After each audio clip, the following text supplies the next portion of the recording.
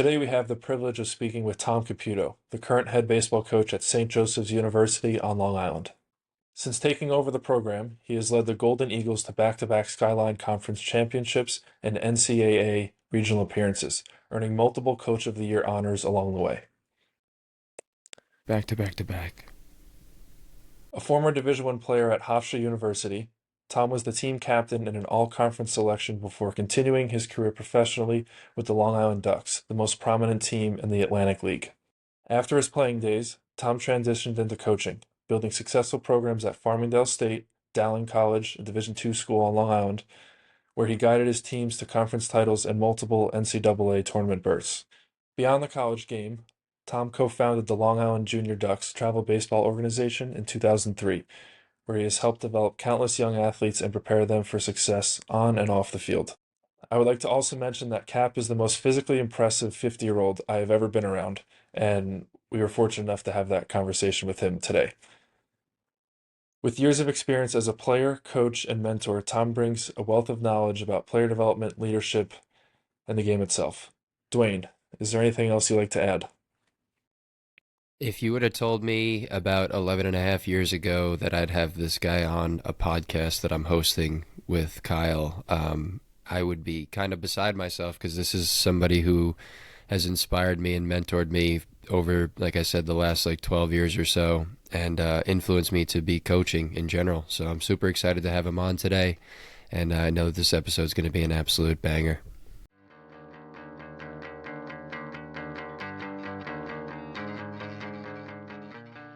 The cool part about this is that it's just a conversation with the three of us.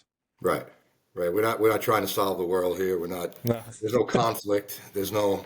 Right. We're just hanging out. Right, like Dwayne said. Just it's a conversation, which is I'm looking forward to. Yeah, and Kyle and I we've talked about this a lot. Over the years we've been talking about doing something like this, and now that we started doing this, Kyle brought up a really good point a couple weeks ago, where his feelings on this was he felt like a sense of responsibility to get his knowledge out there in regards to coaching, and then same thing for this podcast is so you have all this information, you learned all these lessons along the way, and now you kind of put them into practice for coaching. But it's kind of like fuck, I want to put some more stuff out there. I want to have some guys like yourself and other people on here and talk with them and see what comes of it. Maybe we say a couple things that somebody listens to and they're like, oh, that's a good idea, and they like it, and maybe they have better ideas and we can learn from them. Selfishly, we want to learn from people like yourself and other guys, but just, taking the repetitions on a weekly basis is kind of helpful for us too.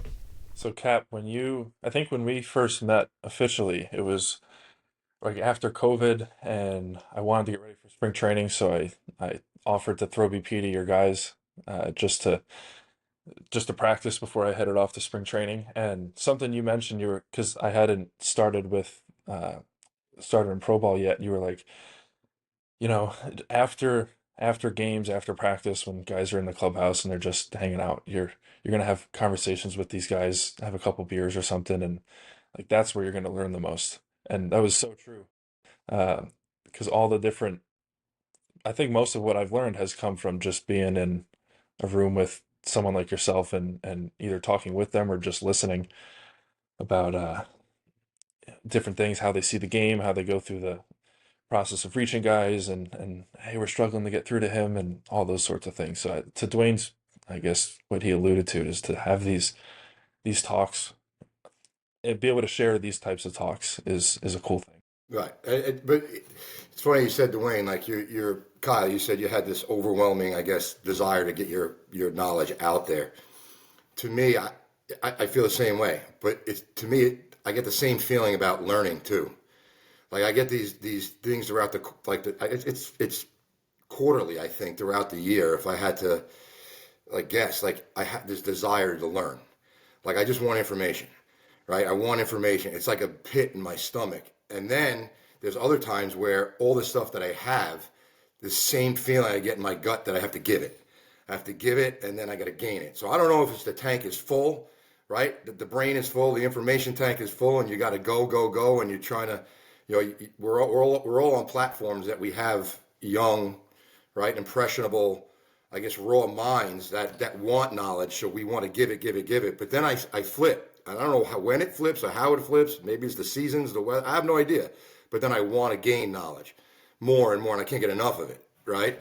So, but yeah, to me, it's odd, or it's interesting that it's the same feeling in my gut that when I want it, and then it's the same feeling in my gut when I want to give it.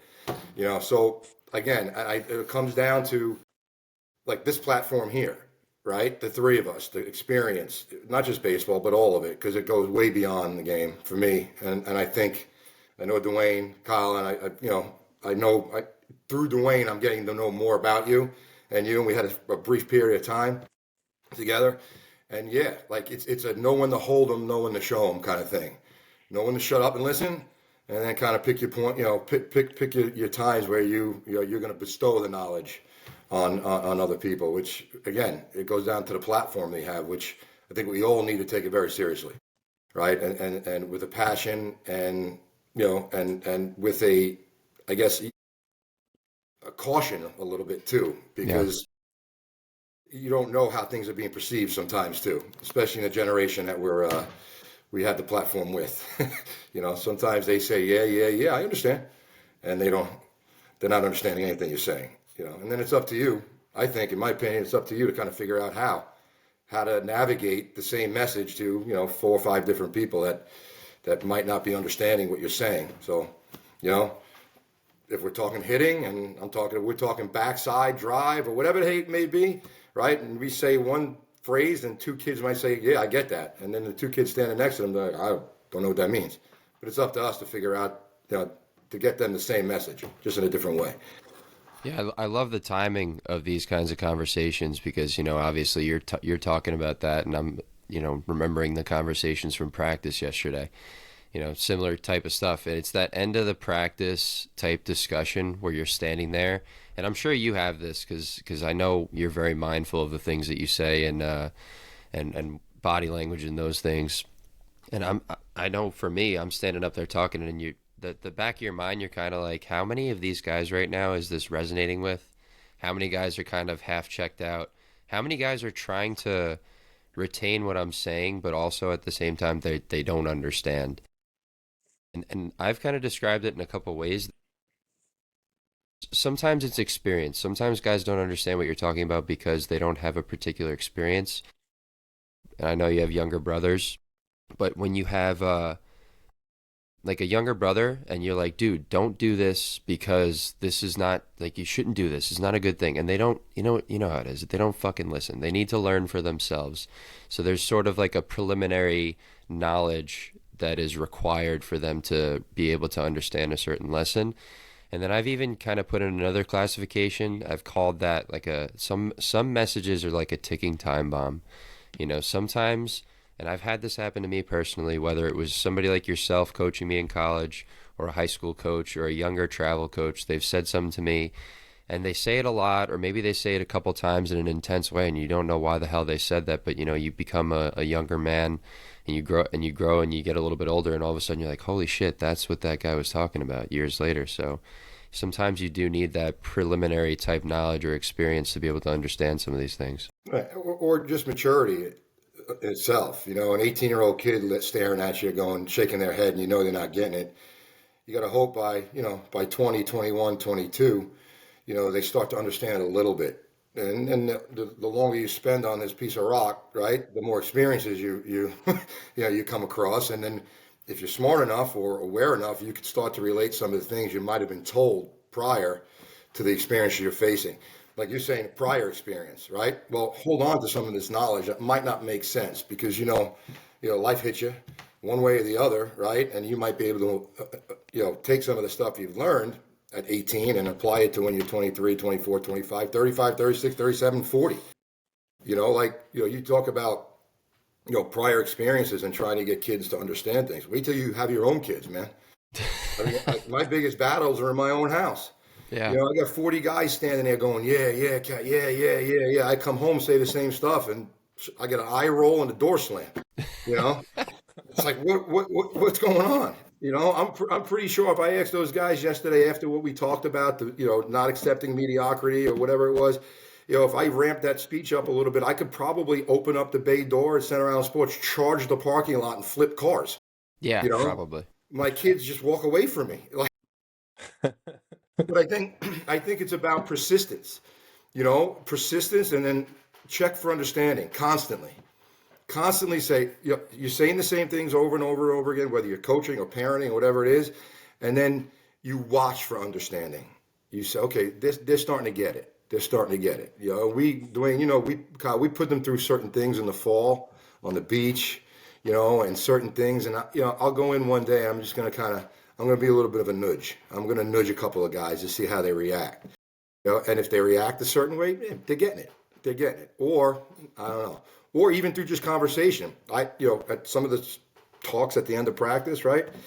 I have them try to finish my sentence. Right, I'll get to a certain point, and I'm like, "What's the next thing I'm going to say, guys?" Right, and they'll, "Okay, coach, complacency is poison," or whatever it may be. So you, as an educator, coach, educator, you have to constantly check that whoever you're talking to or whoever you're trying to influence is understanding what you're saying. Because if they're not, what's the point? Right, what's the point? Cap, you alluded to something earlier about you go through periods where you have a hunger for learning, and then you go through periods where like you want to give it, right? And then you mentioned that like sometimes you want to give it everything you've learned, you want to just pour it out and you want to tell them, but then there's other times or other scenarios where like okay, they may have to figure that out on their own, maybe by not saying anything and letting them have a certain experience. Uh-oh, we lost him. We lost a man. Man, we're still recording. Keep going. Ah, the show goes on. He's Kyle, gone. last thing I heard was you were talking about what I said before about your hunger for learning and hunger for teaching. So that's the Okay. last thing I heard. Go ahead. So, okay. So then I said a little bit more after that before you disappeared for us. So maybe you probably needed to Right. refresh. So it's a good work there. Hold on. Let me adjust you my screen. Okay, you're back. So yeah, I was starting to say that you go through these, it's like cyclical. There's like a wave, like, you want to, you feel like you don't know enough, you need to figure something out, and then you want to give it. It's like this balance. But what you alluded to was there are times when you need to just throw it onto the player and like, this is what you need, and kind of just dump it all on them. But then there's the um, the opposite to that is maybe they need to learn this on their own. Maybe I could set an environment, maybe saying nothing and letting them fail on their own and figure it out and struggle. Um, it's just such an interesting balance. It's again, I know we're talking baseball here, but like I'll use my daughter as an example right now. She's senior in high school, and we're deposits are due in May 1st, right? And she's kind of like she doesn't know what she wants to do, and she's 17, and I'm not going to ask a 17-year-old kid what they want to do for the rest of their life.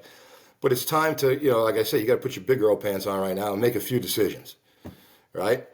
And as a father, you kind of know what those decisions should be, right? And but you're teetering on the line, be too overbearing and making too many decisions. So I've decided, right? We've gone to 12, 13, 15 colleges. I'm driving around, paying for hotel rooms, paying gas and tolls, and she's still kind of like, my wife's head's going to explode. And I just said, you know what? Let's step away.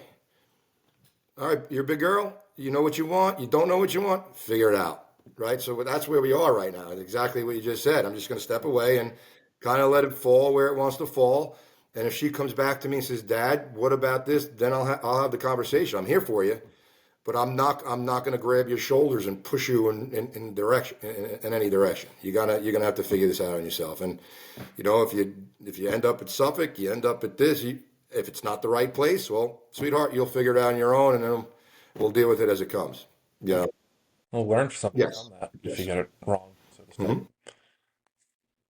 Yeah, there's not really a wrong choice, I feel like, in that scenario. I personally believe that we end up wherever we end up for a reason. So even if it is quote unquote the wrong decision or something that needs to be adjusted down the line in a year or two, there are some things that you learn. Like, okay, when I'm met with a sort of decision of that weight, maybe I need to take these things into consideration, because she's not really going to know 100% of what she needs until she's there. So, maybe she makes a decision on the school and then it becomes like, oh shit, I didn't take this into. Maybe she finds out, okay, maybe I want it to be a little bit closer to home. Maybe she figures out, okay, I want it to be a little bit further away, that kind of stuff too, which, you can't really know until you're doing There's it. also like, and again, it's not timelines that we put on ourselves. It's timelines that whatever system, right? The college system says you need to know by May 1st. Well, I mean, what if I don't know by May 1st? So Yeah. there's systems created to put these pressures on people, kids making college decisions, tax, like all of it, you know, and again, maybe a 17-year-old kid, some of them might say, I want to be a lawyer, I want to be a doctor, I want to do this, and off they are, or I want to play baseball, and this is what I want to commit to. Other people might not, it might not be the 30 years old where they say, this is what I want to do, and that's okay. Like you said, it's okay. But again, the anxiety and the angst, I think, comes from just these deadlines that are not human deadlines. They're made deadlines by colleges, and we're not going. Are we going down a government rabbit hole? I hope not. But government and all the nonsense that we also talk about every day. To say, what, I want to be free-minded. I want to make decisions when I'm ready to make decisions. I want to do things when I'm ready to do things, and everything else is saying, no, you got to make it by May 1st. You got to do it by September 1st, January 1st, 30. Whoa, you know. Yeah. It's hard to take that step back, though. It takes some experience with dealing with, I guess we'll just call it the system, whatever that might mean in this, in your daughter's situation. It's making a college decision. In a baseball sense, it could be a number of things. Like I was having a conversation with a parent last night talking about, kids nowadays are a little bit crazy with playing varsity baseball. They think that they need to be in ninth grade playing varsity baseball when, you go back 12, 15 years. It's like, okay, I'm going to go to high school, play JV for 2 years, and then play varsity for 2 years. I'm going to go to college. I'm going to be a freshman. I'm going to probably not play and then battle for time my second year and then start my last 2 years. And it comes from travel baseball, which I think we can all agree on. It definitely comes from travel baseball and the environment that's around that. But these are just societal parameters that kids experience through word of mouth and through, conversations they might have with their parents or other players. And it's so hard to have kids understand you got to put the blinders on and do your own work, so to speak. And that's such a hard thing to ask a middle school, high school age, and man, even college guys to do things like that. To just focus on what you're doing and be where you're at. I think that's a really difficult skill to kind of acquire. But I say this so many times. I've been saying this a lot actually to kids. I said this to a couple of the college guys too, is I understand if you don't have this skill right now in regards to what we're talking about now, what we're talking about a little bit earlier, but at some point you're going to have to learn how to do this. At some point you're going to have to learn how to prioritize what it is you're focused on. At some point you're going to have to take a step back and set your own parameters despite what all the influences of society and social media and all these things are telling you what you should or should not be doing. You have to be the person that makes those decisions. You have to learn how to do that at some point. So let's have these conversations now, whether you're a ninth grader or a college guy. Let's have these conversations now and consistently so that, hopefully they can get that message across a little bit sooner. And I think that exactly what you just said brings up the one word, process. And how that word has been completely lost with this generation of kids. And you also mentioned social media and the phone itself and the technology itself, where they're all pressing buttons and getting instant gratification or instant results. Our game doesn't allow that. And most things in life, right? Most people who do great things, if you look at their backstory, there's a process to getting there. And I don't think they understand, okay, play JV first, right? Get better at this, get better at that. And your opportunity to learn as a younger player or a younger person will open up opportunity for you in 2 to 3 to 4 to 5 to 6 to 7 years, right? They don't understand that. They can't comprehend that because it's instant. And then they see the one percenters on the social media who are 15, 16 and hitting 110 over the center field, over the batter's eye, and it's maybe half a percenters. They're not even 1%ers, right? And they want to be that, but they have no idea whatsoever it takes to even get there, And just because they're not there at 15 doesn't mean they can't be there at 22 or 23 or 24, 25. But there's a process involved, and the parents don't help. Parents see the same stuff. They want. I say this all the time. Parents, for the most part, they want the best for their kids. But when it comes to athletics and academics, they don't know how to go about it. They just want it, just like the kid wants it. But if the conversation is about, okay, you want to be that, this is what it takes to get there. And it might take you a long time, and there's a lot of failure involved. And then you have to learn how to deal with that failure and win it losing, basically, and fail forward and all the catchy phrases that are out there. But they're true, right? There's relevance to that. And again, this process, that's why I love our game. I tell our guys all the time, you can't just show up and be good. You just can't. And the day that you do show up and you're good, guess what's happening the next day? You're not good, and it's constant. It's a complete liquid situation, our game. And if you're not in it, entrenched and embracing the failures and learning how to navigate that to make it a success somehow. How do I make an 0 for 4 successful? There's a way, but you have to understand the process to doing that. And like you said before, it's gone. The process and everything's gone. Dating. We talked, Dwayne, when we were at Myrtle Beach last year, and we're sitting there, right, eating dinner, and the guys are on the boardwalk thing, and I watched one guy walk up to a young lady, and they tapped phones. They walked away. Oh, yeah. And I was like, what the, Dwayne? I almost fell off my seat. I'm like, what was that? So I called the guy over, right? He's our center fielder. I called him over. I said, what? He goes, Cat, it's Instagram. We just tap phones and we switch information. Kyle, I was floored. I'm like, you don't have to talk to her. You don't have to ask her name. You don't got to dance with her. I'm like, what? So there's a process to that's completely gone.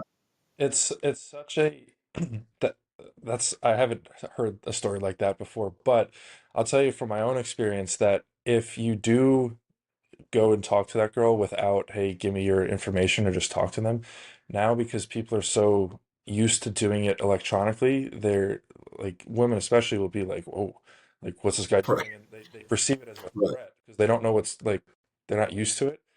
Or you have some bad experiences that linger, but it's yeah, the whole dating world is so Right. different Yeah. for the worse, I So think. it was after that happened. I guess I don't know. I'm probably not the only. I try to relate it to what we do every day, and that's baseball, right? It's coaching and trying to prepare guys, and again the process. So and again, baseball's full of failure. Well, the dating process is also more, for a lot of us, right? There's some failure involved, and I guess I'm gonna say back in my day, Dwayne will laugh if I said it, but I'll say it back in my day, right? Like you walked up to somebody and you failed most of the time. She did like, get away from me, bro. Like, yes, you creep. Like it's same thing, but then you developed, right? Okay, that didn't work. Let me try this. That didn't work. Let me try that. And then all of a sudden you had a little game, right? And you went out, right? And you were able to be a little smoother with your words, or actions or whatever it might be. Even if you threw some better cologne on, it works sometimes, like, And then once it does right, work, then you're also you realize that it's right, working, or that your connection with them is real, which is so much better than you go on some app and then you scroll through and you're like, oh, we got some things in common, and then you go on a date and you play 20 right, questions, and it's just a terrible right. experience. Especially after the bill comes. Yeah, yeah, yeah. It's 2025 now. The bill is split Is equally. it? That's No, true. please It's tell real. me, Yeah. please. All I'm right. There's kidding. got to be I'm kidding. certain things that stay standard. At least, listen, if you're together 10 or 15 years and, or yes, I get it, right? But I'm still holding the door for females. I'm still paying the bill. I'm still doing those little things that, in my mind, can never go away. Because if they do, I'm gone too. I'm going to go with it. It's the Yeah. same thing as Yeah. practice. On time, everybody dressed the same, and there's a certain standards that the game's changing, and I think it's changing again as quickly as it got all these home runs and strikeouts. Nobody matters, batting out. I feel like it's starting to cycle back a little bit, right, to some defense and younger and athleticism, and I'm hoping guys at bats look a little different as we move forward here on that level. At least with not so much with two strikes, just just be a hitter again. God, it was funny. I know we're flipping back to baseball here, but the playoffs started this past year, right? And I watched guys like Verdugo and certain guys who struck out a lot, right? Hit a decent amount of home runs. But all of a sudden, the ball's going the other way. And I said to myself, right, and it wasn't just the Yankees. I watched all of it. I said, these guys could hit 450 if they wanted to. Like all of them. All of them are just like seeing the ball long again. The ball's going forward again. I'm like, base hits and 2-out hits, 2-strike hits. I'm like, if they wanted to, they could all hit over 300, right? But they're not getting paid to do that. I get that also, right? They're getting paid to spin the ball up, I guess, right? And if it goes out 20, 25 times, they get paid. The whole incentive structure switches. During the regular season, you're like, oh, the longevity of it, what plays out on average over time. Like that's the game you're playing. I'll take a strikeout here if it means that I'm not going to chase, 10 at bats, 50 at bats. This is the right thing to do. But then, playoffs hits and it's like, I got to win now, and you get to watch. That's why playoff baseball is so much better because they're playing for that at bat, that pitch, that inning. Yeah, I said, 162, they're playing to get paid. And then the playoffs, they're playing to win, right? And it's refreshing and it's awesome. And it's our game at its top level and the best you'll ever see it, And I sit there and I watch almost every game, and I'm like, I get proud of our game. Like I'm proud to be involved in this game when I watch playoff baseball and college baseball, because I honestly think there's no other level like that. High school, there's some politics involved in high school, in certain programs, and then you get to a college level, and it's really the only level in my mind that you're playing for, I guess, the name on the front more than the name on the back, and then you get to minor league ball and you have some friendships and guys but there's no doubt that guy sitting behind you is waiting for you to roll an ankle or get released because he wants to be out there and he wants your job, and it's probably like that at the college level too. The third string first baseman sitting there, when am I going to hit the field? But you have a little more control over that environment, and hands-on wise and daily conversations where yes, the kid wants to play, but he's not going to hope that kid falls off a cliff, so he can get out there. So I think it's unique to the college game, which again, I don't care Division I, Division II, Division III. You got two teams that know how to compete and are there for the right reason. It might be different levels of skill set, but it's good baseball, right? And that's what It is also a reflection of people like yourself, I will say, because, you don't get to that point until you recruit to a specific culture, which is definitely something that I've picked up on. Like I said it to you last week, I've known you for 10 years now, which is like crazy. But when I came on to St. Joe's in the fall of, what was that, 23, and I'm watching the kids, I'm getting to know the guys and everything, and all of a sudden I'm standing there, we're talking to them one day, and I'm listening to some of these guys talk, and I just imagine that some of those guys, because again, I know at the time there were some guys that you hadn't recruited to go to St. Joe's. I think even still there might be a couple guys that you did not recruit specifically that are still on the team. But I was like, wow, I could have imagined some of these guys being my teammates because they were, essentially cut from the same cloth, as the guys that we had when I was over at Dowling. So I definitely think that guys like yourself have some control over that in regards to recruiting, making sure that as much as you want talented baseball players, you want people that that not necessarily like-minded, but have similar values and similar work ethics. So that does play into the culture aspect. I say culture's king, in my mind, and we've had success on the field, for St. Joe's, Dowling, Farmingdale days, it's been very successful. And there's accolades come along with it, right? Individual accolades with players and coaches, and and the only thing I'll ever say to anybody is, like, if you're gonna I guess commend or congratulate me on anything, just that I've surrounded myself with good people. I know how to do that. I'm pretty certain I know how, and coaches included, right? Because my philosophy has always been, you're as good as who you get off the vans with. You're not doing this on your own. And you're a coach, so you do the best job you can preparing, and then you sit on a chair and you hope for the best after that. I mean, you do have a little bit of influence on the game with pitches we're throwing and who to put in, who to take out, but you're trying to prepare them the best they can. So you throw them out there, and hopefully the product is what you want, win or lose. It's just it's a certain way to go about things, right? Winning and losing and anything in between. But I think I said this to you guys the other day. It's an interesting time of recruiting for me. And it's not going to last a very long time. I'm recruiting kids that are the same age as my kids, right? So the parents are the same age as I am. So it's never been easier for me to figure that out, Dwayne, if these are not like-minded, but the value part, right? We have a quick conversation. I have him on campus. I already like if he's on campus, I already like the skill set, right? I like the way you play. Now let me get to know you a little bit, right? But I want your parents there. And the last year and a half to 2 years, right, I could very quickly see if those values are there, right? I'll hold the door first for mom and dad, right? And then we'll walk to the next building, and I want to see if the kid holds the door, right? Right? And I'll guarantee you that everybody you see at practice later held the door for mom and dad, right? And was polite and asked questions and dressed the right way and was into the conversation, was present during the entire hour and a half to 2 hours. And I don't have days and weeks to get to know these kids. I have an hour and a half to 2 hours. I'll call their high school coach, and but that interaction with mom and dad, or it doesn't have to be mom and dad, it could be mom, it could be stepmom, stepdad, whoever is raising them, right? Very quickly, because again, I'm in the same part of life that these people are, and it's instant. Now, I was always younger. Now I'm the same age, but guess what's going to happen?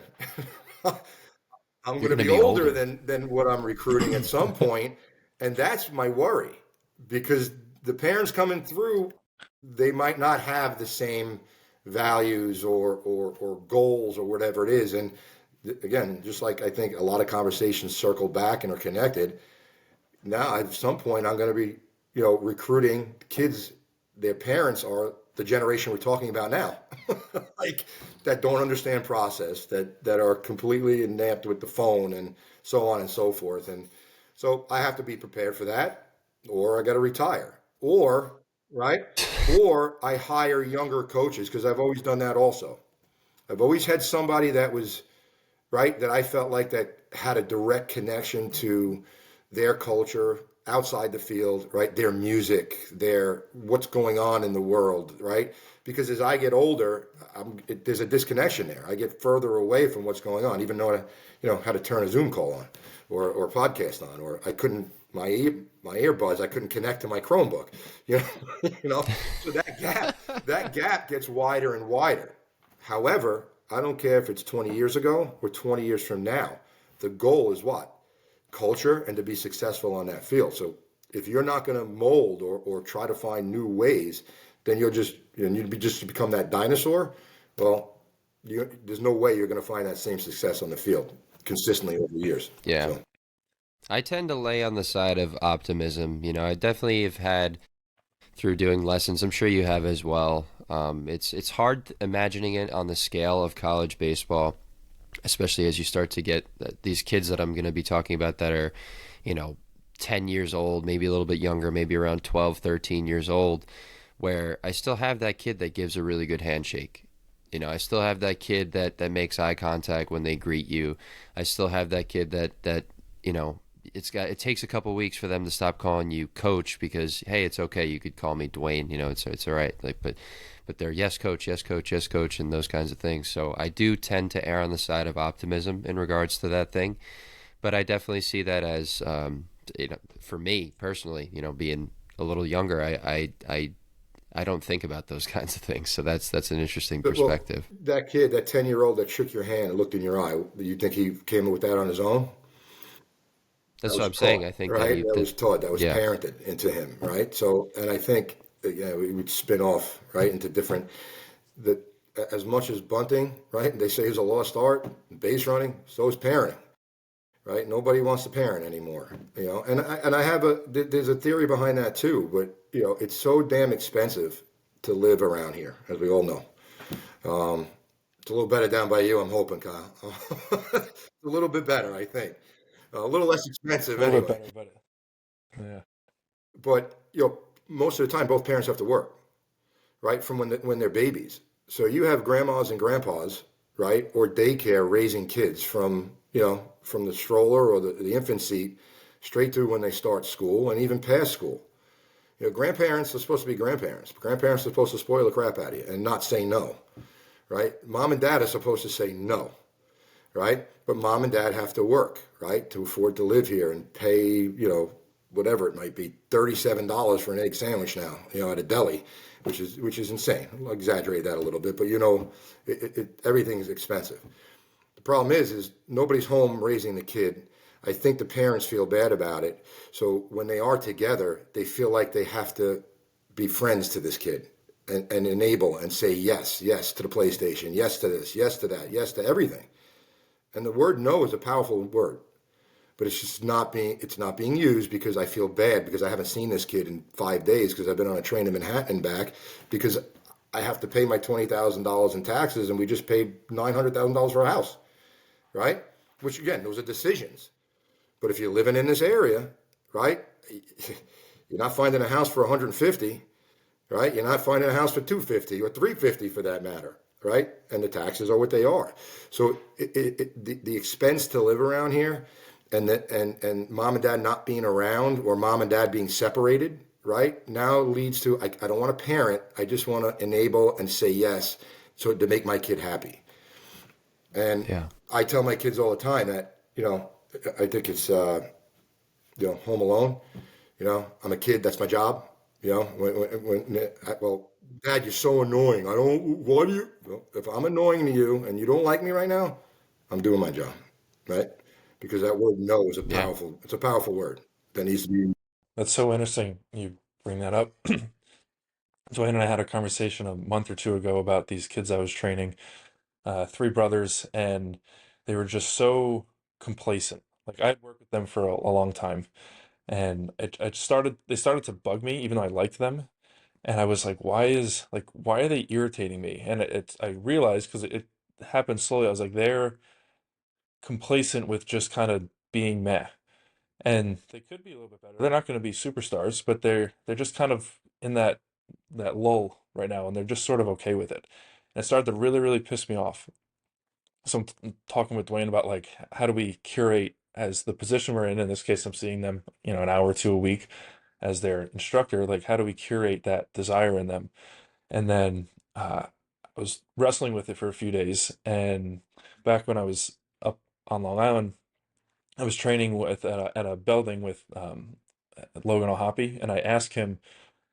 I just bring it up, like, hey, like, what do you think about this? And he goes, "My parents told me no a lot as a kid." It was the exact same thing. He was like, I wasn't just um, handed, he had good parents and good upbringing and all that, but he didn't want, or he wanted things because it wasn't just Right. given to him. And they don't have to be a reason to say no. Why? And listen, it's because I said so. I don't got to give you a reason because no, right? And they get taken back. But in the kids' case, right? The guys that you're hitting with, what's going to say no to them eventually? The game, right? The game's going to say no, you're not good enough, right? And hopefully maybe it's earlier for them, and they get kicked in the face a little bit and say, "Whoa, I got to put a little more into this. I can't just have what that guy has because he's worked harder than me or he's better than me." Right? So I have to work harder. But as well, that's what, again, I go back. The processes of the game will never change. They can change anything they want. But at some point, you're going to hit a wall. and not just our game, any athlete, right? If you're not putting the work in, if you're not as skilled as somebody else, you're going to get told no. No, you're cut. No, you're not good enough. No, look, travel ball, right? You could think about what you want. We're all involved or have been involved, the whole nine. The fact that they bat 12 batters, right? You're saying yes to 3 more guys every day than you really should be, right? You should only have to say yes to 9 kids. And then number 10, number 11, and number 12, right? That's their no. I got to do a little better to be in that 9. But no, we bet the whole freaking roster. You're saying yes to everybody every day, right? Right. And honestly, the only people it's hurting is your 1, 2, and 3 batters, because by the end of the summer they have 50 less at bats, right? Because we're trying to run our lineup through 12 instead of turning over at 9, you know. So, but again, like it's an enabling atmosphere environment that we've created. It's an enabling culture that. Yeah, because that's like an expectation, dude. Like it's an expectation that you're gonna have 2, maybe 3 EHs in your lineup every day playing a summer league game, which is insane. Hey everyone, chiming in here. No, this is not an ad. Unfortunately, we had a technical mishap while recording during this portion of the episode. We lost a bit of the conversation, unfortunately. It is a learning experience, so we learned how to avoid this next time, but unfortunately we missed part of it.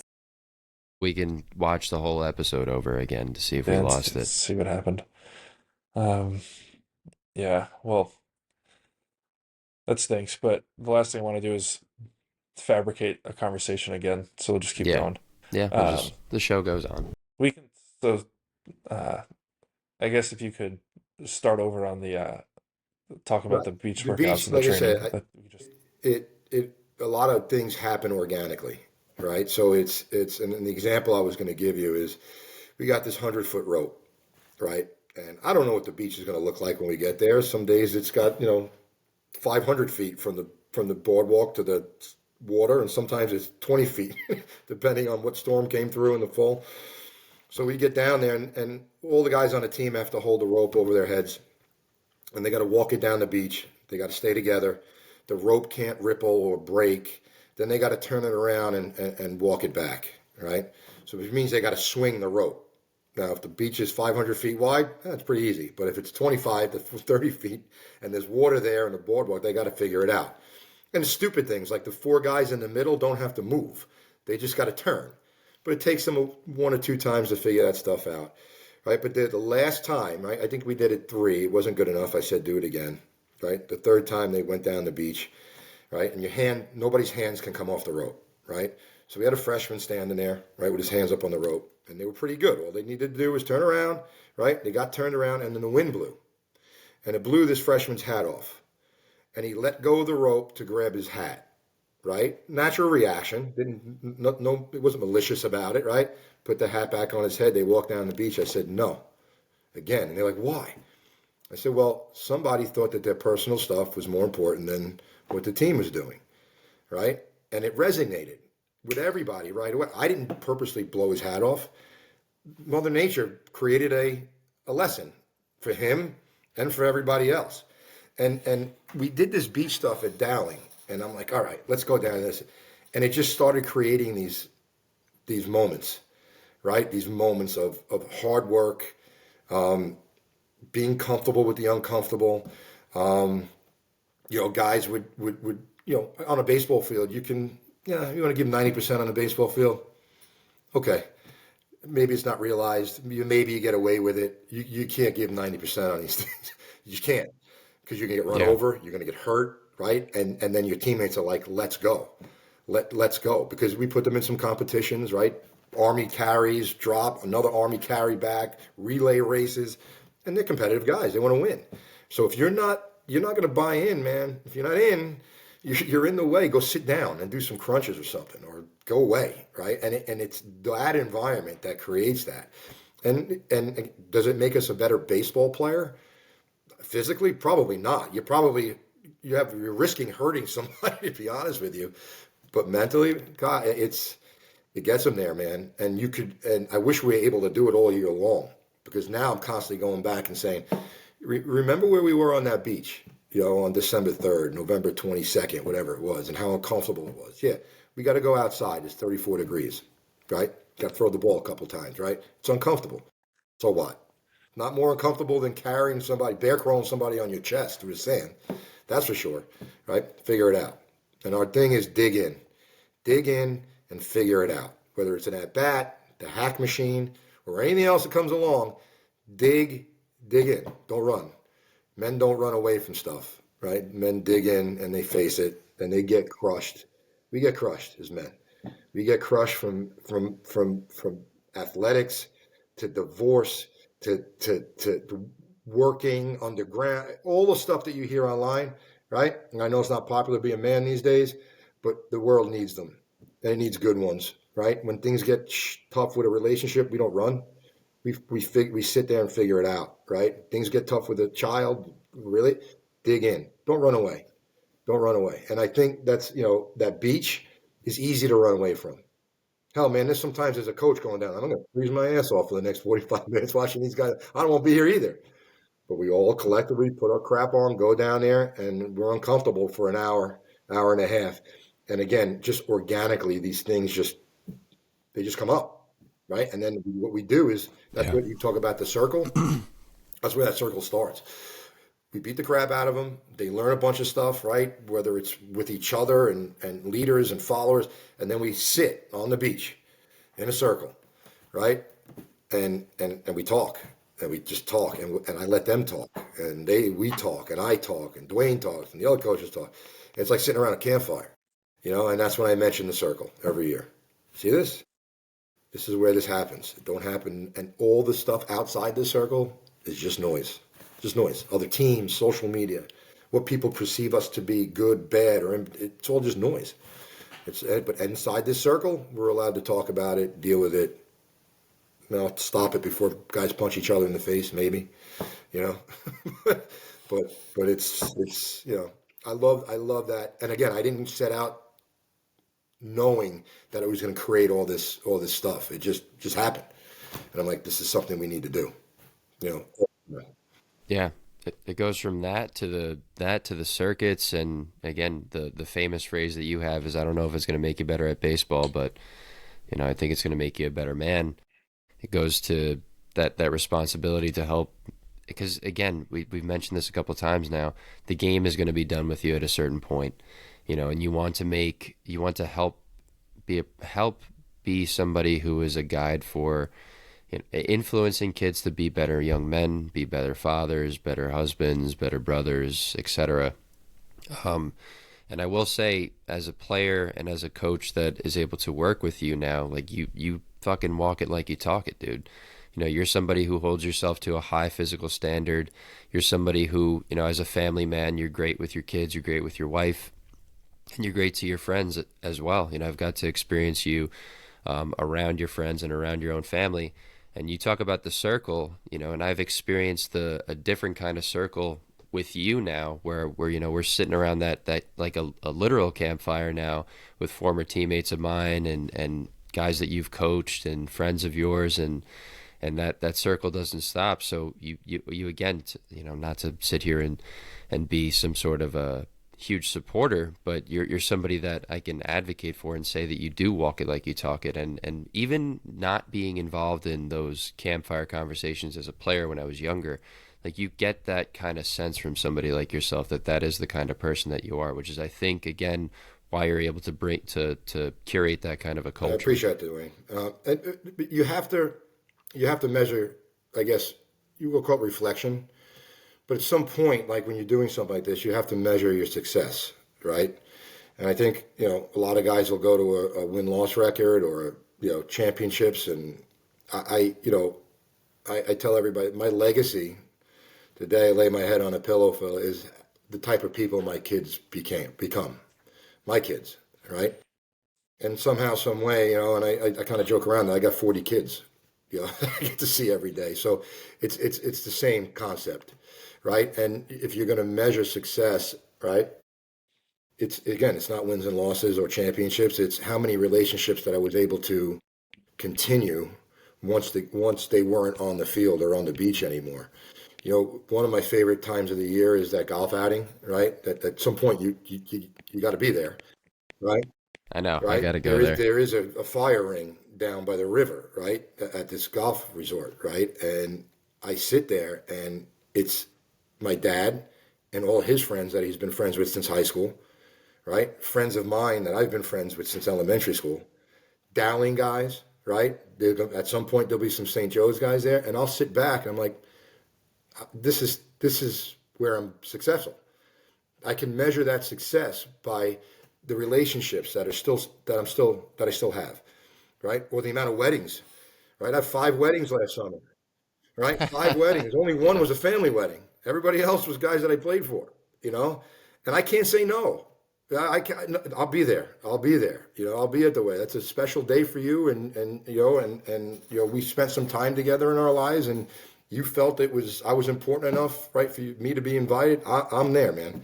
I'm there, and I love them because I sit back and I don't get up and go crazy with them. I'll have a drink at the bar with them, but I watch them dance and have fun and happy and where they are in their life, and then we'll have at some point in that wedding or interaction, we'll have a talk about Dowling or St. Joe's, whatever. Again, it's not, remember when we won? No. Remember when we were on the beach? Remember, Benedetto screaming at this guy over the thing. It's never about the actual game. It's just about all the other stuff that's involved. And if you listen to anybody who retires, from any sport, what are they going to miss? I missed the game. I missed the locker room. I missed the guys. I missed the interaction. I missed it. They're not lying. It sounds generic, but it's just like a game-winning hit. What were you thinking going up to that bat? I want to get a good pitch, put a good swing on it. It's generic, but it's the damn truth. I got a pitch, I put a good swing, and we're here. If I didn't get a good pitch or I put a crap swing on it, we wouldn't be standing here in a microphone, right? You'd be interviewing the other team. So it's Yeah. it's I guess it's cliche, but it's not, you know.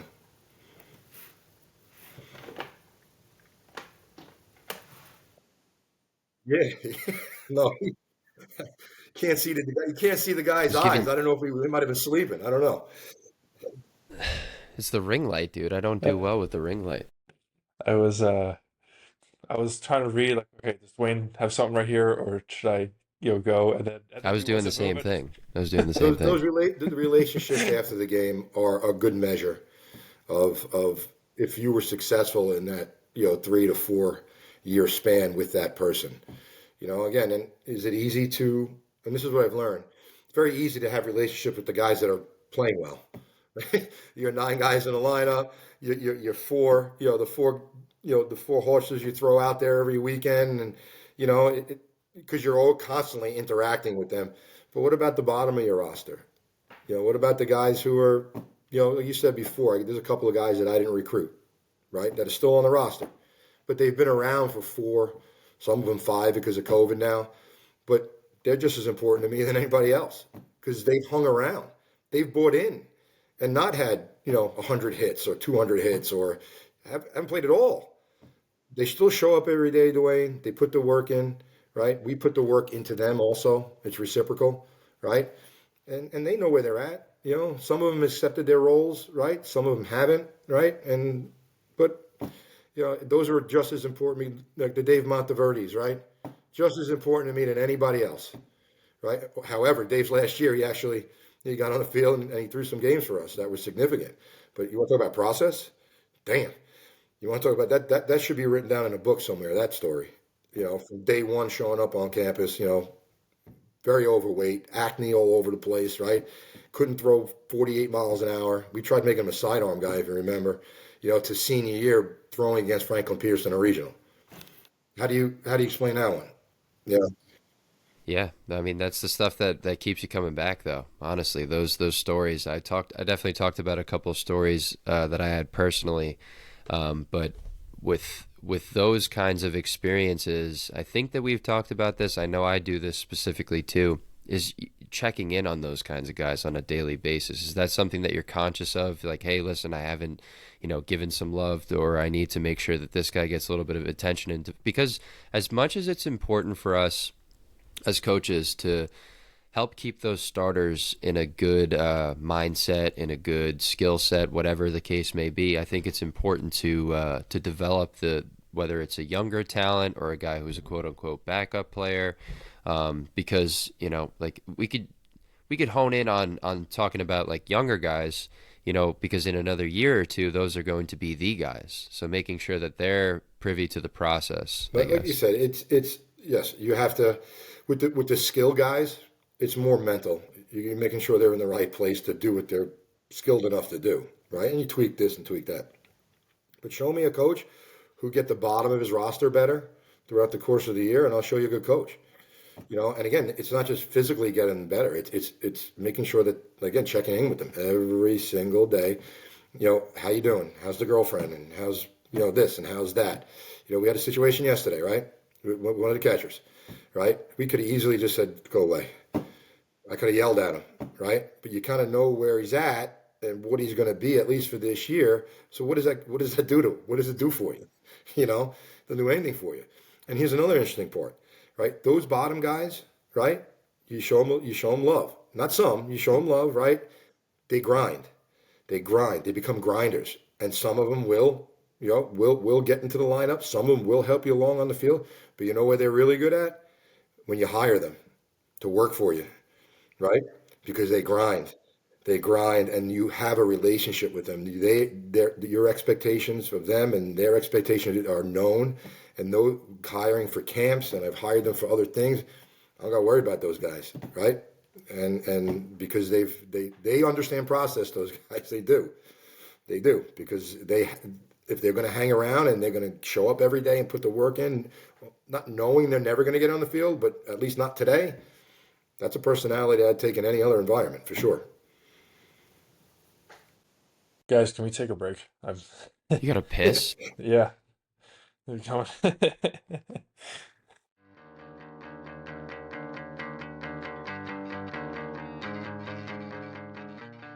Yeah, and that's something that I think I learned from you too is the concept of having fucking favorites too. Like I was talking about this to fucking somebody the other day. It might have been Ryan over at 365, but like that you're like allowed to, or you should, because they're the people that Right. work the hardest. It's funny.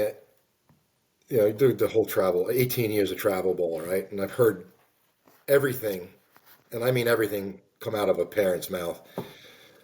The last couple of years I was doing it, I started to hear the coach is bullying my son, like legitimately bullying my son. I said, well, man, I said, did he push him? Did he verbally abuse him, push him? No, he's not playing him at third. I said, that's not Yeah, bullying. And then followed up, Yeah. yeah, that's right that's away, like the coaching. coach is favorite. He's favoriting his better players. And my response was like, what do you mean he's showing favoritism toward the better players? I said, well, what does it mean? Is he not working with your kid in practice? No, he works with them in practice, but he plays the better players. It's like, what? Well, You that's just answered your own basically what, question, bro. but again, that's why the minute somebody pays you $1 for a and this is where the line between baseball and business becomes a little jaded, right? It becomes a little slippery slope. Like they paid you for a service, and part of that service, to be honest with you, is the kid's got to get on the field at some point, right, and play. Even if you're talking about, we go back to the conversation before, your ability to learn and develop now can open up an opportunity for you later. Well, if the kid, and I'm paying you $5,000 to do it, right? If the kid's not going to get the opportunity on the field at some point, right? What am I paying you for, right? So again, when it became a business, it gets jaded. So I did it for a number of years, and the only thing I would say is if you're not starting game one, you're starting game two. That's the way I stayed out of it. Everybody's going to start a game this weekend, right? And I usually, like I told you, if the kid was a suspect defender, I would put him out at third base or second base when my best pitcher was on the mound, and hopefully he doesn't screw the game up too much. But they paid you. They paid a lot of money, right? Like they got to get on the field at some point, especially at like 10 and 11 and 12 and 13 and 14, 15. Like it's not, no, but varsity, no, they don't got to get on the field. School ball, no. College, no. But that travel ball environment, it's unique because it's a business. Imagine going into a restaurant. Here's my $150, and they don't bring you steak out, like ever. They don't bring the food out ever. Hmm. Like you'd be like, dude, why would I pay 150? Feed me. No, you know what? You're not good enough. We're not feeding you. You're not good enough No, for your you're not good enough for your steak. steak. We're talking about a social credit system now, bro. Come on. Here's a hot dog. I know you pay for the steak, but here's a half a hot dog. Eat that instead. Uh, It wouldn't fly. It yeah. wouldn't fly. You know. Well, because you sent a really strange tweet the other day. Now you only get the hot dog, not the fucking steak. Well, I think it comes down to what the expectations for what they're getting in return for that, summer experience. Is it I'm getting 110 at bats and I'm getting, you know, 62 innings at third base? Am I getting mentorship from a caliber person or not? Like, am I getting certain drill instruction? Am I getting experience with peers? Am I going on trips? Like what is it that you're looking for? And I think kind of like what we were talking about earlier is with everyone comparing themselves to that top 1% or that top tenth of a percent, that's obviously unhealthy to compare yourself to that. But then also, people set their expectations on par with that, and they lose sight of what's actually going on, like in the physical. Dwayne, I know that's something we talked about a few episodes ago. Of like, okay, if I'm not playing third because this guy's better than me, or maybe third base actually isn't the right position for me. Maybe I'm more a right fielder, and that's a good thing.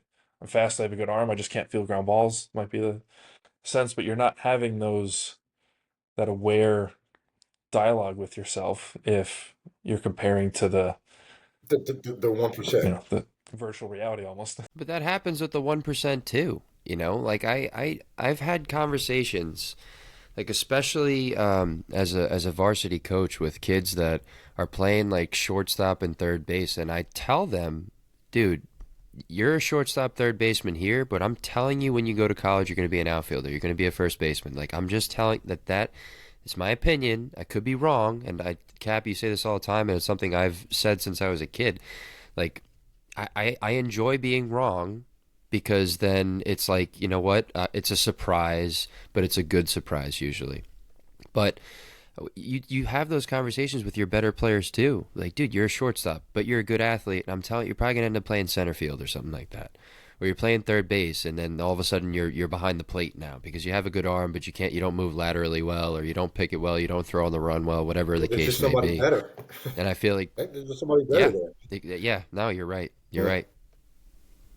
Yeah, Like I've had parents of ball players usually that aren't, and I asked them, I said, why pay $3,000, $4,000 to play travel ball? Just go play for your town.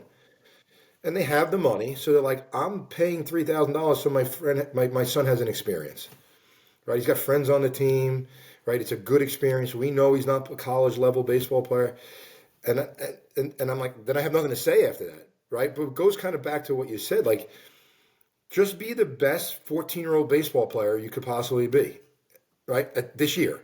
And if that's at third base or in the outfield or shortstop, wherever it may be, just be the best 14-year-old baseball player that you could be. And that's the way it used to be.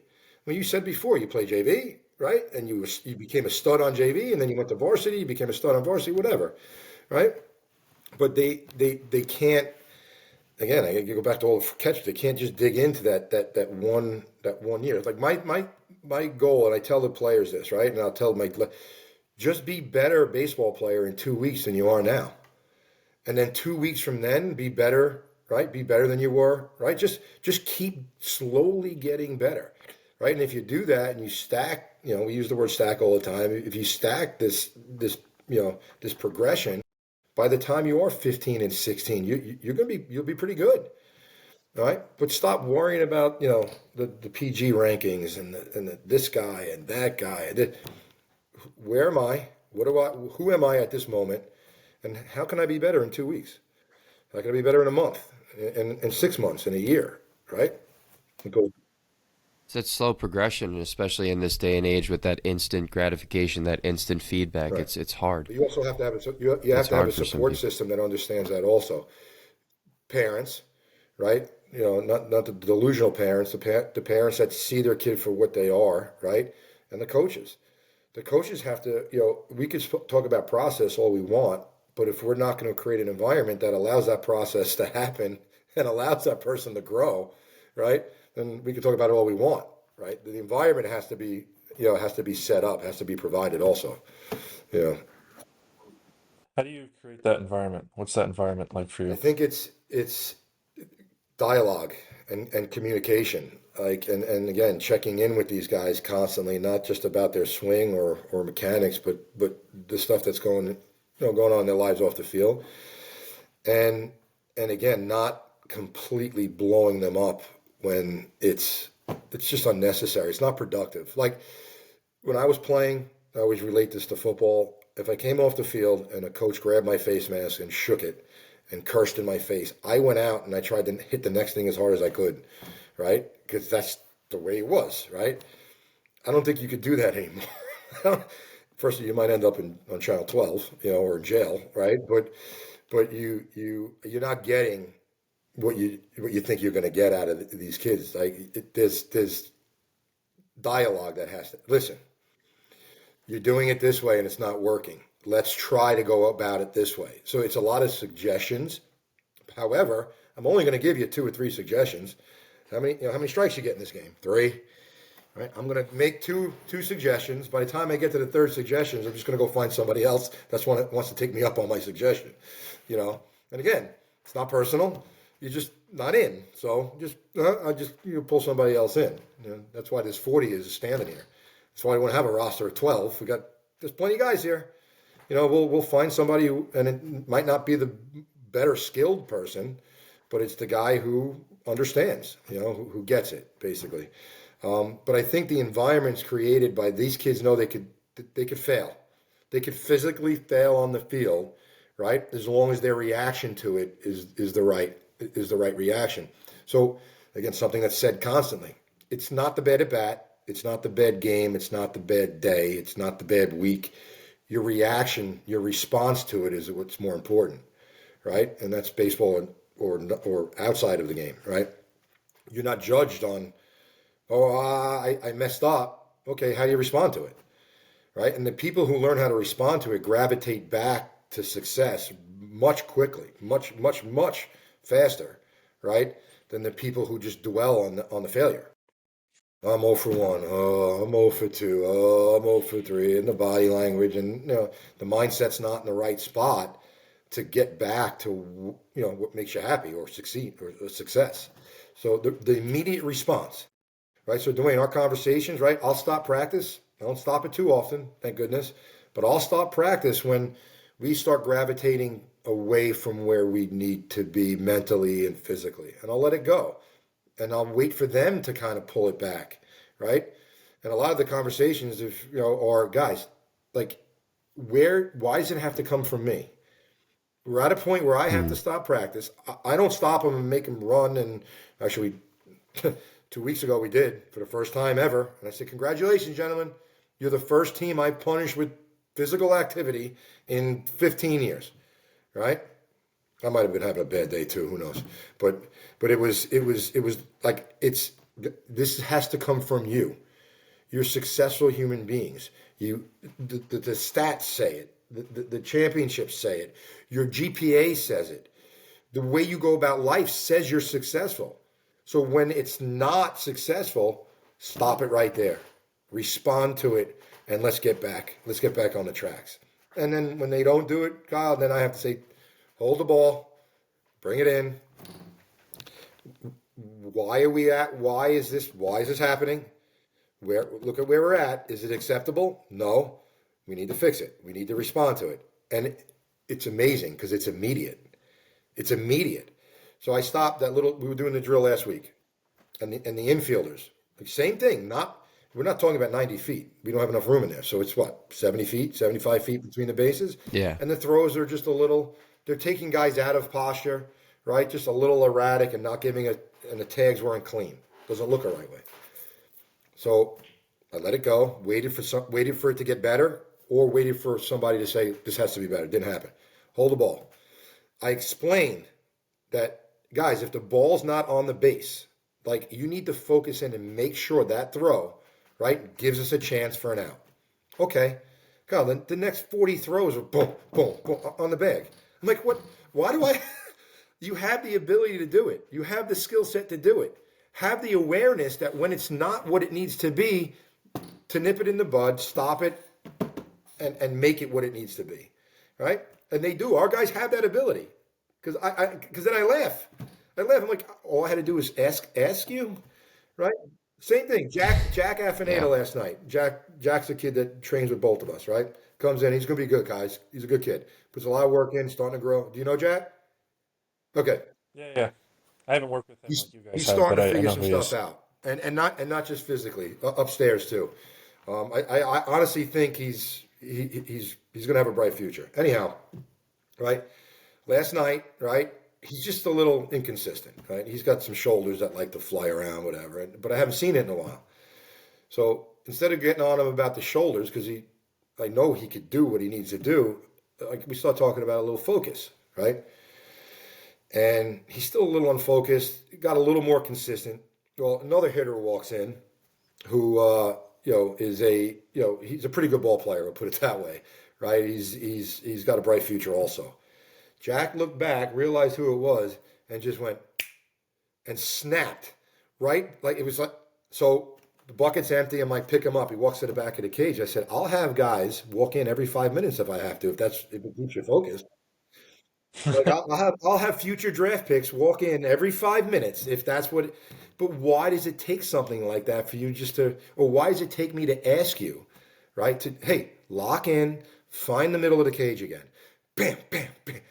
At some point, that I'm not in the batter's box with you.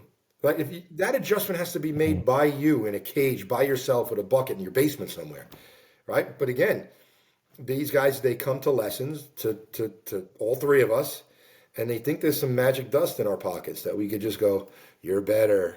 Right? It doesn't work that way, right? It's, and I told you, my goal is for me to become an overpaid BP thrower.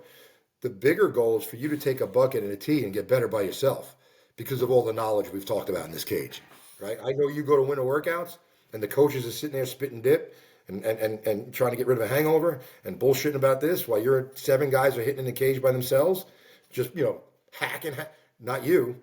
You know, right, when your swing's not what it needs to be, that small little failure, you know how to gravitate back to what it needs to be immediately. And that's the ultimate goal. Because I don't want to be screaming at you from the third base box either. See it long, find the inner half. I don't know. I want you, you're up there, get a pitch to get right on, right? And be right on it. And when it's not right, you know what you know the adjustment you need to make, right? Without 9 things coming at you from the dugout, from the third base box, right? We all hit. I don't stop talking to me, man. I mean, stop. I know I suck right now. You don't have to tell me, right?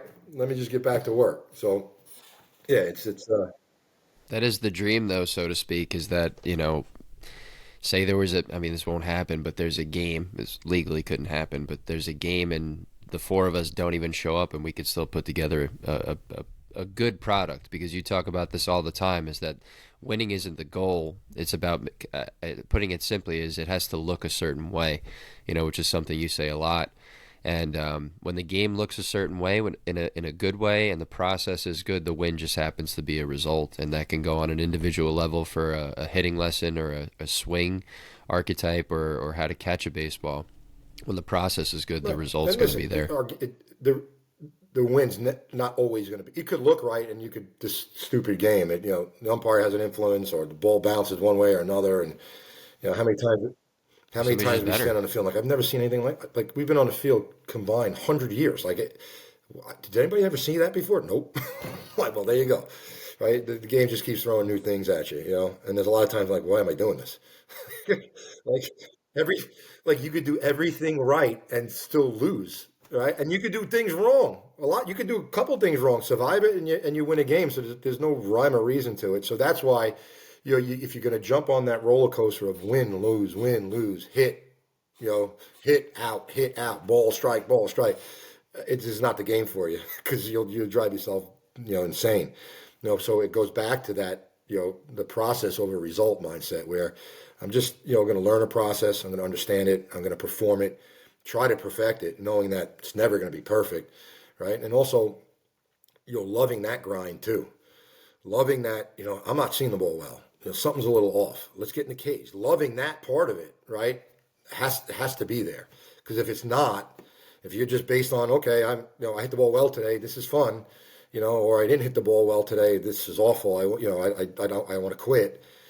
It's not for you. It's not for you. And the majority of Yeah, the people, way too the much of a majority of roller the kids that coaster. are trying to enter this game, right?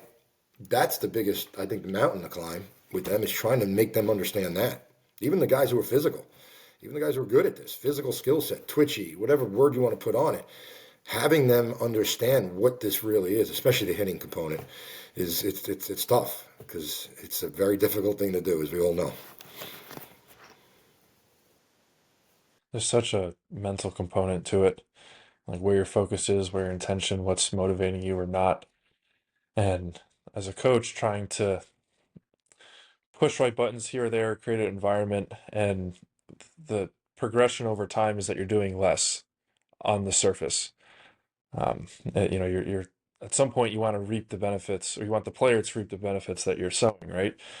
Um, that's the whole art of It, it. That's it, so it, fascinating that no, I'm trying to we all figure are. out. We all are. So I like in the last, I guess the last 2 weeks of training, it's less T work, right? Because I want to see where you're at. Like less T work and more baseballs flying at you, right? Underhand flips and then over the top uh, and less talking. Because I'd be doing you a complete disservice if I puppeted you through every swing here. And I'll get you to look right at the end because I know movement and I know how to trick you into the right movement, and you'll look fine.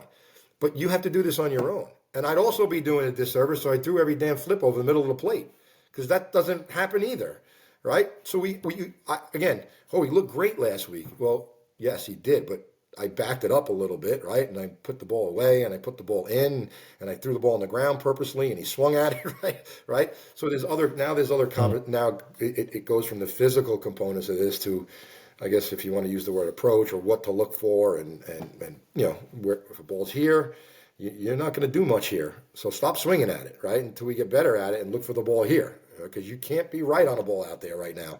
Let's look on, and we're getting closer to seasons and tryouts, right? Your batting coach isn't at your tryout. So with a couple of kids who are trying out for JV and varsity, the end of the lesson is here's 10 pitches, make my team, right? I'm not saying a word to you. Make my team, or at least get yourself a second round of BP tomorrow, right? And man, do they struggle. So then we start talking about how to Yeah, take 10 swings, right? You foul the first one off, the second one's a rollover, timeout. Because it's never getting better after that second swing. Because now you're embarrassed almost. Oh God, coaches, get out, take a breath. Even if you don't make an adjustment, that split second or 2-3 seconds, you'll be better on that third or fourth swing. You know, not to swing 10 times in a row. Like if you're out of breath or you need to call time. Right? This is your 10 swings to try to accomplish something. Don't let anybody else dictate the pace. Right? Don't panic. Again, if you swing and miss it the first two and the round's going, it's not going your way, you're not barrel, show them a good swing. Show them, maybe a coach says, I could work with that. Maybe he sees one swing out of the 10 that, you know what? He's pretty athletic. He ran pretty well. His arm was okay from the outfit. And that swing, I could work with. So it's trying to navigate them through their evaluation or their tryout because that's not easy. That's not easy for a lot of yeah. kids to handle, Mhm. especially when it doesn't go right. The first 4 or 5 swings doesn't go well. The same thing could be said for the showcase environment too.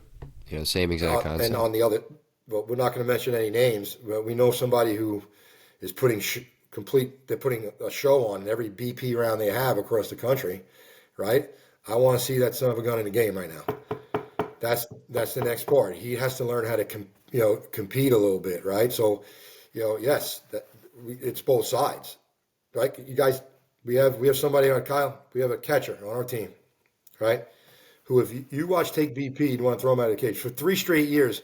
I have to close my eyes when he takes BP because it's awful. he gets in the game, somehow, some way, every at bat he's in and he delivers. Doesn't strike out. I don't know how. He's a complete enigma to me. But to this day, I'll throw in Yeah. BP later, and I'm like, I want to get out. Go work. Go find somebody. But now I know that just it is what it is, right? And then we all, more we have guys who take BP. They look like they belong in the big leagues, and the umpire says play ball, and they can't figure it out. So again, the game is there's still parts of the game that you'll never figure out ever, which is it's unique. It's unique. There's Well, you different have, personalities and focus that goes into that stuff too.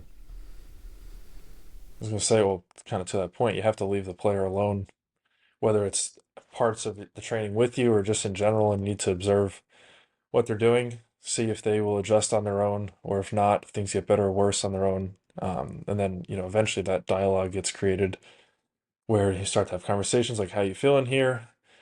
And then eventually you might be able to realize someone's off and you haven't spoken to them in like 10 minutes. And then you ask them, hey, what's going on? And at first the player doesn't know how to answer that. And then eventually you ask them, hey, what's going on? Oh, I'm feeling this. And then they kind of work to their own answer and Right, they're like, okay, right. try that. I, the older guys, I'm very transparent with that. Like a lot of times, I don't know what the hell's wrong with you, but I'll say, you know what, just control that first move a little bit, right? Or just, get your back shoulder a little bit more behind the ball. I don't know why they're spraying the ball over, but you say that one little thing, and it might not be the reason, but it's something they understand, that they're comfortable with, right? And they know how to do. And then all of a sudden, boom. And oh, well, I'm a Hmm. genius. No, I'm not a genius. It's just, like you said, you mentioned something before about letting them go too, and I've said this to a lot of veteran teams I've had over the. I'm just here if you need me. Like you know how to do this. You know how to go about it, right? You know how to. I'm just here if you need me. That's it, right? And then you let them do their thing, and then you keep an eye. You take a temperature here, and then you bring it in every once in a while, and you separate dialogue or dialogue as as a unit or a team. But yeah, I think that's these are the things. These are the expectations, right? And they're clear and understood, right? Whether it be on time, whatever those expectations are, right? The standards, right? You set those, right? That this is the culture, this is the way we go about things on and off the field, and then the rest of it is, I'm here if you need me, right? Don't wait to be coached, right? It's another thing we talk about all the time, right? And especially with all these winter workouts going on, if you're going to sit there and wait for these guys to come over and coach you with his 70 kids, it's chaos. You're not getting better that day. It's the same thing at practice. Do not wait for Dwayne to come over to you and say, "Hey, do this, do that, do." If you think there's an issue, come over and have a conversation. I'm never going to ignore you, never going to deny you, right, the ability to get better, but don't stand there and go, "I need help.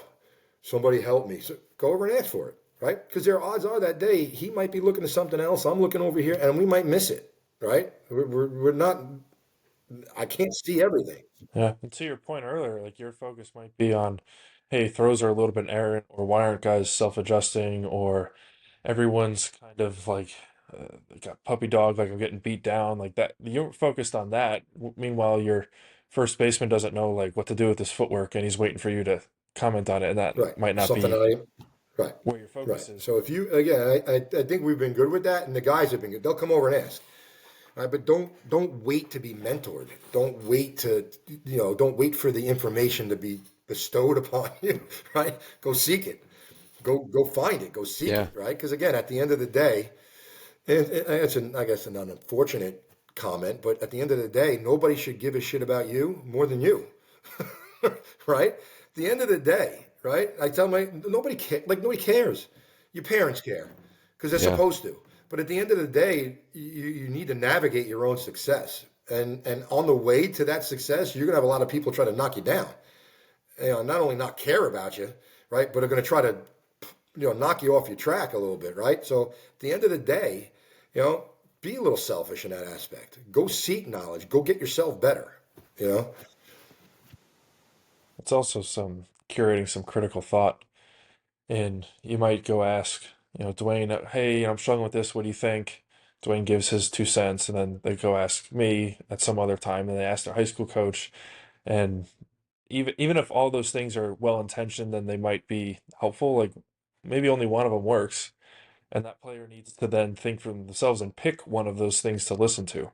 Which is helping me, which guy do I have to say yes to, which one can I challenge more? Like those are the kind of skills that I think you can learn in a athlete coach dynamic that you wouldn't learn in a classic like No, education no. setting. You know where you learn that though? I'll relate that to it's great gardening, vegetable gardens, my lawn. I get advice from my father, advice from this guy, advice from the internet, advice. At the end of the day, I have to grow my own garden, right? I have to realize because again, the sun is not in the same spot in my yard that it is in the guy who gave me the advice, right? My weeds in my lawn aren't the same weeds that the guys give me. So yes, I'll take your advice. I'll take your advice, but I critically, right? You said critical thought. I have to come up and grow my own garden, right? That, and again, it's yes, it's athletics, but there's you could put that concept into people should put that concept into anything they do, right? I'm not going to follow the guy. He could do that on this video, so I'm going to do it, right? Or he cook. No, he hits this way. He does it. Grow your own garden. I just made that up, but grow your own damn garden, right? Right? You can take But yeah, advice from Or you got two guys arguing about the right way to grow tomatoes, and one guy says that you should do this, and one guy says that's dumb, and now you agree with the one guy because he's a better arguer, and now 100. you're waging a war against the other Yes, and tomato that's the guys. opposite of critical thinking. The yeah, complete Yes. opposite. You just- yeah. Another concept I've heard you talk about extensively too is having the different levels of thought. And that whether it's something like a play breaks down and now you become a backup for the following play, or when this happens you got the ball needs to go here. It's the different levels of thought that take this like a combination of the skill set, leadership attributes, and make that complete player, that good That player. second level of thought, right? And that's I'm going to say word complain, but you're like, they hit a ball into the outfield, right? And they know they have a single, but there's no. What if the outfielder falls down? What if the ball? And they don't. There's no action. It's like this weird reaction to it. So that's that second level of thought. Like, I botched the ball coming in at shortstop, right? But there's other outs that I can, you arm fake and come around to the other side to third base, maybe catch a guy, around in third base. Like I always say, there's technique in this game until there's not, right? There's a way to field a ground ball until it hits a rock. And then you have to create athletically. There's a good swing until somebody gets you on your front foot and fools the shit out of you. But you got to compete the rest of that swing somehow. You can't just ass out and decelerate and look like a fool. Again, so yes, there's a second level of thought. But you know what it takes to have a second level of thought? Guts, because it's a risk, right? I round first base and that guy goes down. The ball gets away from the outfield at 3 feet. I don't want to mess up. I don't want to. So I'm okay here. I'm okay, right? You want to call that complacency? I'll call it that, because the other environment that we've set up, right, is I will never ever ever call you out on a mistake if it's aggressive. Ever. You want to make 1,000 mistakes today on an athletic field? Just make them all aggressively. I've told my own kids that.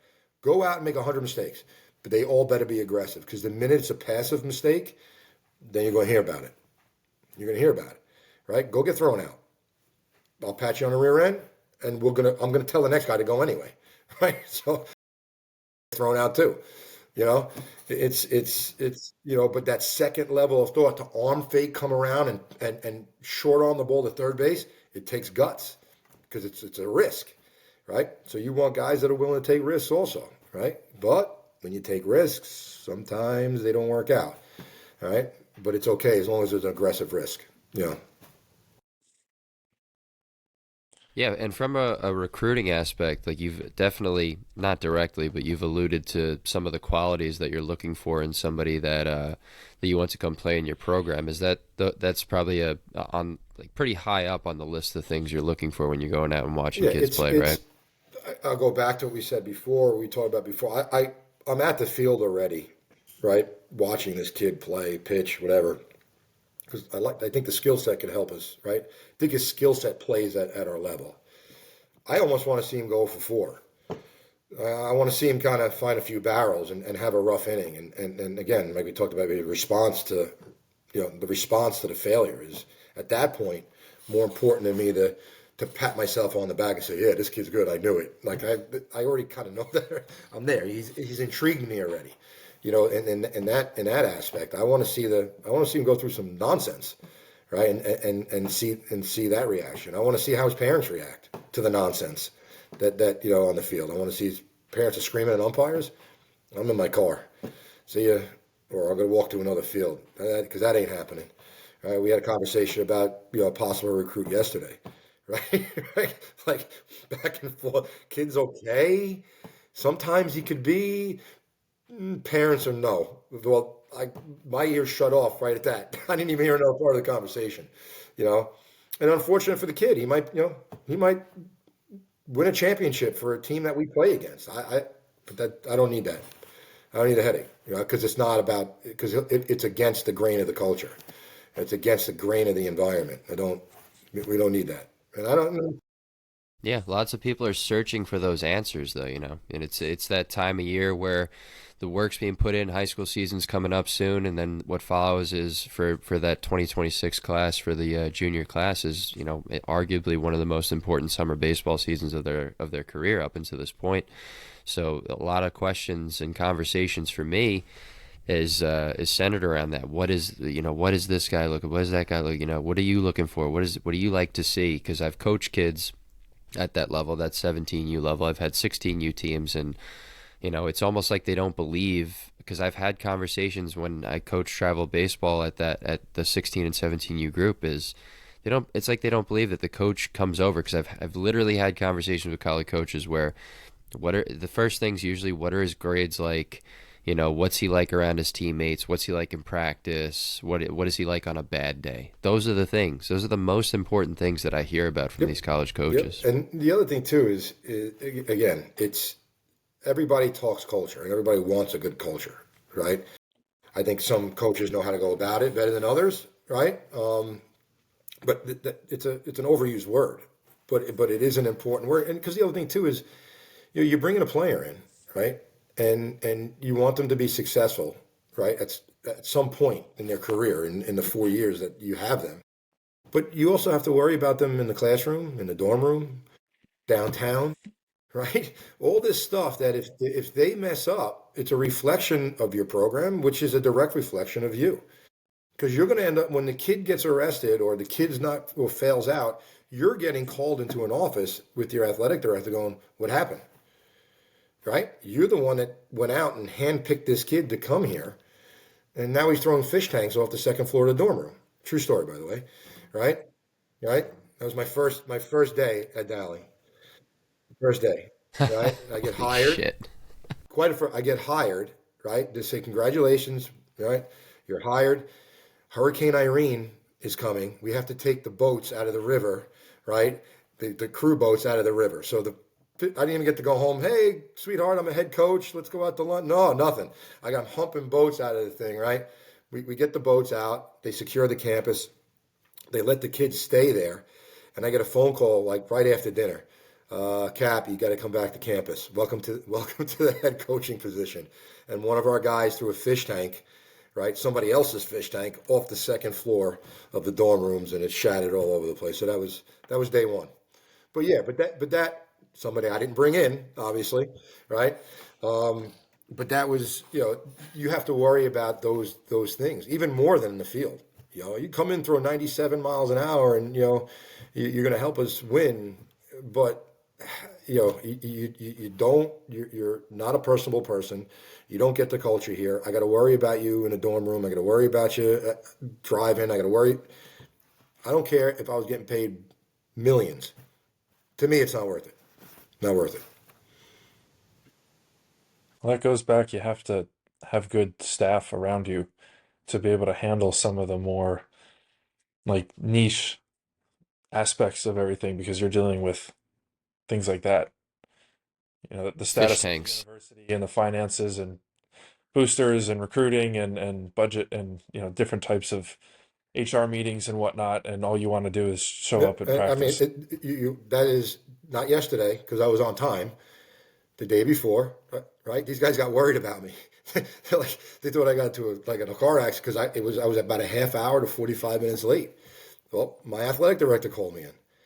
We weren't talking about the team, baseball. We were talking about stuff they want to do to the complex and her trying to put a budget together for a donor.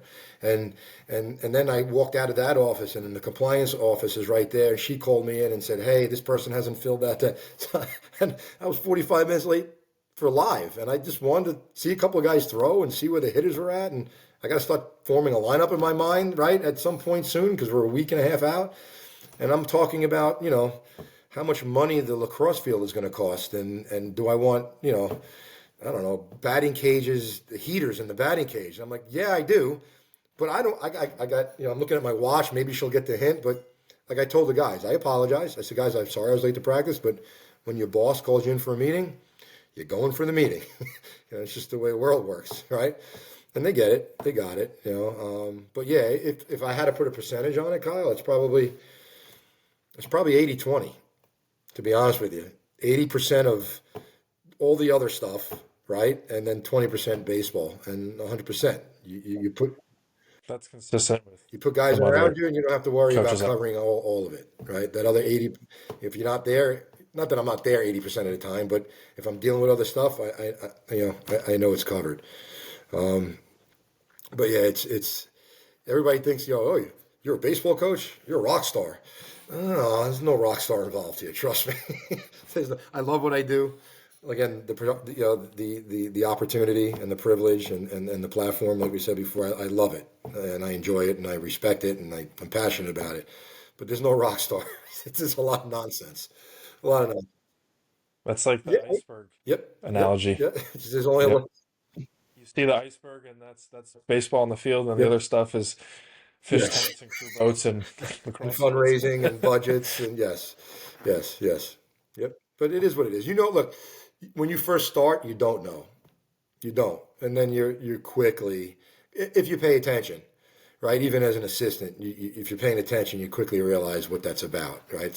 It wasn't a surprise to me when I took the job at Dowling because I was paying attention at Farmingdale, I was paying attention at the high schools I coached, I was paying attention the 1 year at Dowling as an assistant. So you're aware of that, But even the 20% of baseball, it's worth it because if it wasn't, well, I wouldn't be here. Yeah. The opportunity to be with the guys, to have that influence on them and to compete and to recruit and to develop relationship. If it's 20%, it's 20%. But it's still well worth it by far. Well, that the 80% is also adding depth to the Yes, baseball stuff.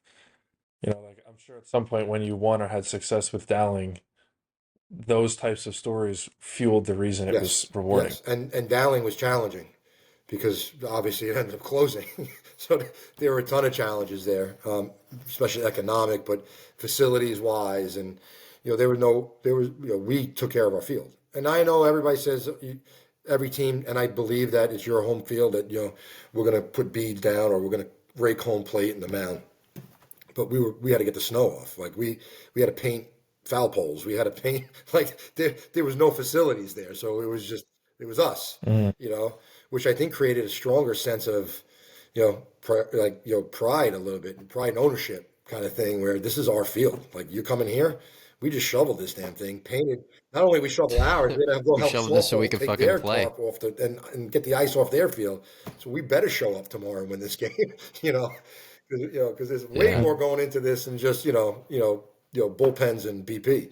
You know, and I try to create the same thing here. And we do have facilities, people here, but I rather our pitchers do the mound. I rather our guys sweep the dugout, our guys take the trash out. Because again, pride and ownership is important also. We this is our place. Let's treat it the way it should be treated. Not that we treat other people's places any differently, because we leave, like I always say, we leave hotels, we leave dugouts like we were never there, like like you were Like never you were there, never right? there. This is the way we leave things, like we never were even there. So, um, but yeah, it's the 80%, like you said, right? And I don't I share it also, by the way. I share what my meetings are about, I share with them, like, this is where I was, this is what we need to do, this is what they're asking, and we're going to do it. Why? Because this is what we should be doing. We should be cleaning the side of the road in the town of Brookhaven.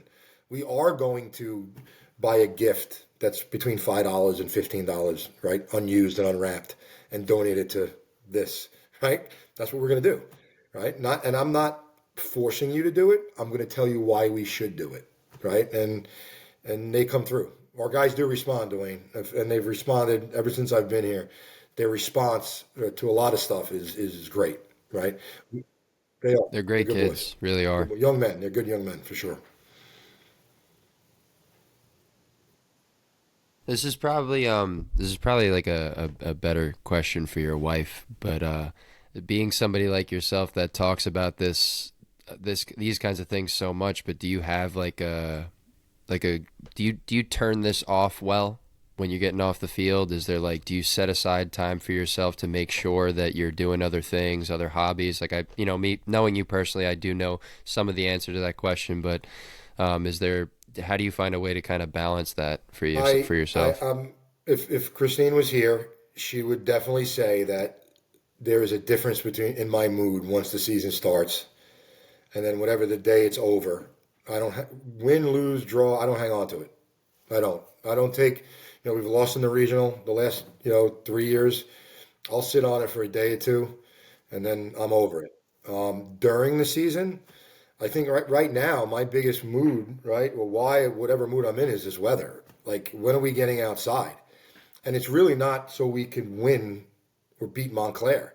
It's so guys aren't getting hurt rounding first base, or running into a gap, or blocking a ball, getting up and having to throw, because it's not going to go right. And if it doesn't go right, that's one thing. But I don't want to lose guys for weeks or a month or for the season because we haven't been able to get out in the field and make left-hand turns, right? With some sort of urgency, like or that second level of thought, right? The second level of thought might be there, but we haven't repped it enough, right? Because we haven't been outside, and now they go try to arm fake, turn around, and ankle rolls, right? Right? Or the arm doesn't, something in the arm doesn't work right, or whatever. Miss out on those hack scrimmages like you Right, talked about and we the other don't. day, Again, that's why I love which are it. They big. create the game, and they create all these moments, right? That now we're going to have to try to practice inside, but they're completely impossible to emulate, right? So the game is meant to be played. Oh, 162, and I have an opinion on that. It might be a little too many, but it's meant to be played every day. They go to these guys get to spring training now. Most of them are in shape, right? They practice for how long? Like a week, and then boom, it's games, right? The game's meant to be played every day because, like you said, Kyle, that whole figure it out thing, we could try to figure it out in practice, but I can, or I feel like I did figure it out in practice, but now I got to get it in the batter's box to see if it translates. But best thing about our game, if it didn't translate in that bat 1, 2, or 3, well, tomorrow you got another 3 or 4, right? That hopefully it translates. So its game's meant to be played, not practiced to nauseum inside. So my biggest angst right now, Yeah. right, is like I get this. Like, we got to get out. We got to get out. We got to get out. I don't think she would actually say that she could tell a difference when I walk in the door if we had a good day or a bad day, right? I'm pretty sure she would say, I don't know if he won or lost. But it's a lot of the 80% we were talking about, I think, is where I'm in a good mood or a bad mood. Good mood or a bad mood, good mood or a bad mood. I trust our process, the coach's process. I trust the environment. I trust the culture enough that if it's not a great day at practice, I know the next day will be better, right? We're also going through I've never had 20 guys sick. Like we have 40-man roster. We had 22 at practice last week because everybody's got the flu. And guys are starting to come back, but Dwayne will tell you himself, there's a second round of this thing. You get sick, you feel good for a couple of days, and then you get sick again, right? So we're on our second round of getting guys sick and trying to get them back, and we got a game in a week and a half, so that's got me a little plus with the weather, but these are all things I can't control. So if I'm going to say to the players, control what's in your control, can't control the umpire, you can't control the weather, then I have to buy into it also. Can't control the flu. We could try to avoid it, but I can't control it. Can't control the snow. So we just got to do the best we can every day to make sure we're doing the best we can to make sure we're prepared. That's all. Something I want to stay on that, Dwayne, you kind of brought up, and Tom, you've been hinting on, is how in starting a relationship with your wife and then inevitably having a family, balancing that in something like this, where yes, it's baseball and yes, it's a lot of hours and stuff like that, but there are many careers and jobs that do that. But something that's unique to coaching is that you are very intertwined with the lives of the people you're surrounded with, and then also a lot of like that 80% of the other unseen stuff, not baseball, that you have to deal with. So can you speak on just balancing all of that in Yeah. relationships and then with family, and how that I've gotten journey's been better for at you? it as this has gone along. Um, I'll remember my oldest son, who's 20 now, right? He might have been two and a half. It was my first year at Farmingdale, and I was the assistant there, and I was excited to be there, and I was all in, and I'd get there an hour and a half early and stay late and crazy. So we go to Florida for like a week. It was like 10 days, right? And it was the first time I was away from him for that extended amount of time, right? He might have been even younger than two and a half. He was talking. And my wife, we get home, right? The bus pulls in. We took flights. We took a bus home from the airport. It was late at night, maybe 10 o'clock at night. I couldn't wait to see him, right? Again, 10 days, haven't seen him. I put my suitcase in the back of the truck. I go down around to the window. My wife rolls down the window, and I say, "Hey, buddy." He looks at me and goes, "Go back to work." He was pissed. He was pissed at me. Two and a half, you two and a half, and that's all he. I was shocked. My eyes welled up. Like I was like, "Oh, what am I doing here?" Like I left this. He's mad at me. You know. That was the first time. I'm like, well, I like doing this, but and then since I had another kid, right, and my daughter, and then we have a younger son. So the same thing, like Dwayne said before, but you got to constantly check in with your players. Well, you got to constantly check in with your kids, no matter what your career is. You're on a train for 2 hours during the day, and you're in the city for 7 hours, and you want to just come home and take a shower and have a beer or whatever it is and go to sleep. You can't. You got to go upstairs and say, "How was your volleyball game? How was your day? How was How was this? How's that?" If you don't, you could lose. You could lose it. You could lose your relationships with your kids very quickly, and they're not going to tell you about it, right? Kids aren't going to say, "Dad, you're losing them. You're losing a relationship." They don't know any better. They just know what they know. They know their environment, right? They know their environment. So even if you're saying things, right, and they're hearing it, if the environment doesn't support it, right, it don't matter, right? So yes, you constantly checking in. So listen, man, after Dowling, I could have went anywhere. Honestly, it went real well there, right? And Dowling closed, and I said, if I dump my resume out of a helicopter right now, I can end up somewhere. I look back, my wife's a teacher, right? My kids were already kind of in school, right? They had friends and activities and sports, and I said, what do I want to do here? Right. So I took a year or two off. Right. And then I said, St. Joe's called, and I said, this will scratch the itch. It allows me, right. It has some balance here where it's close to home. Right. I could be involved with my kids and my family, and I could do, right. I could do what I want to do now and coach at the level I want to coach.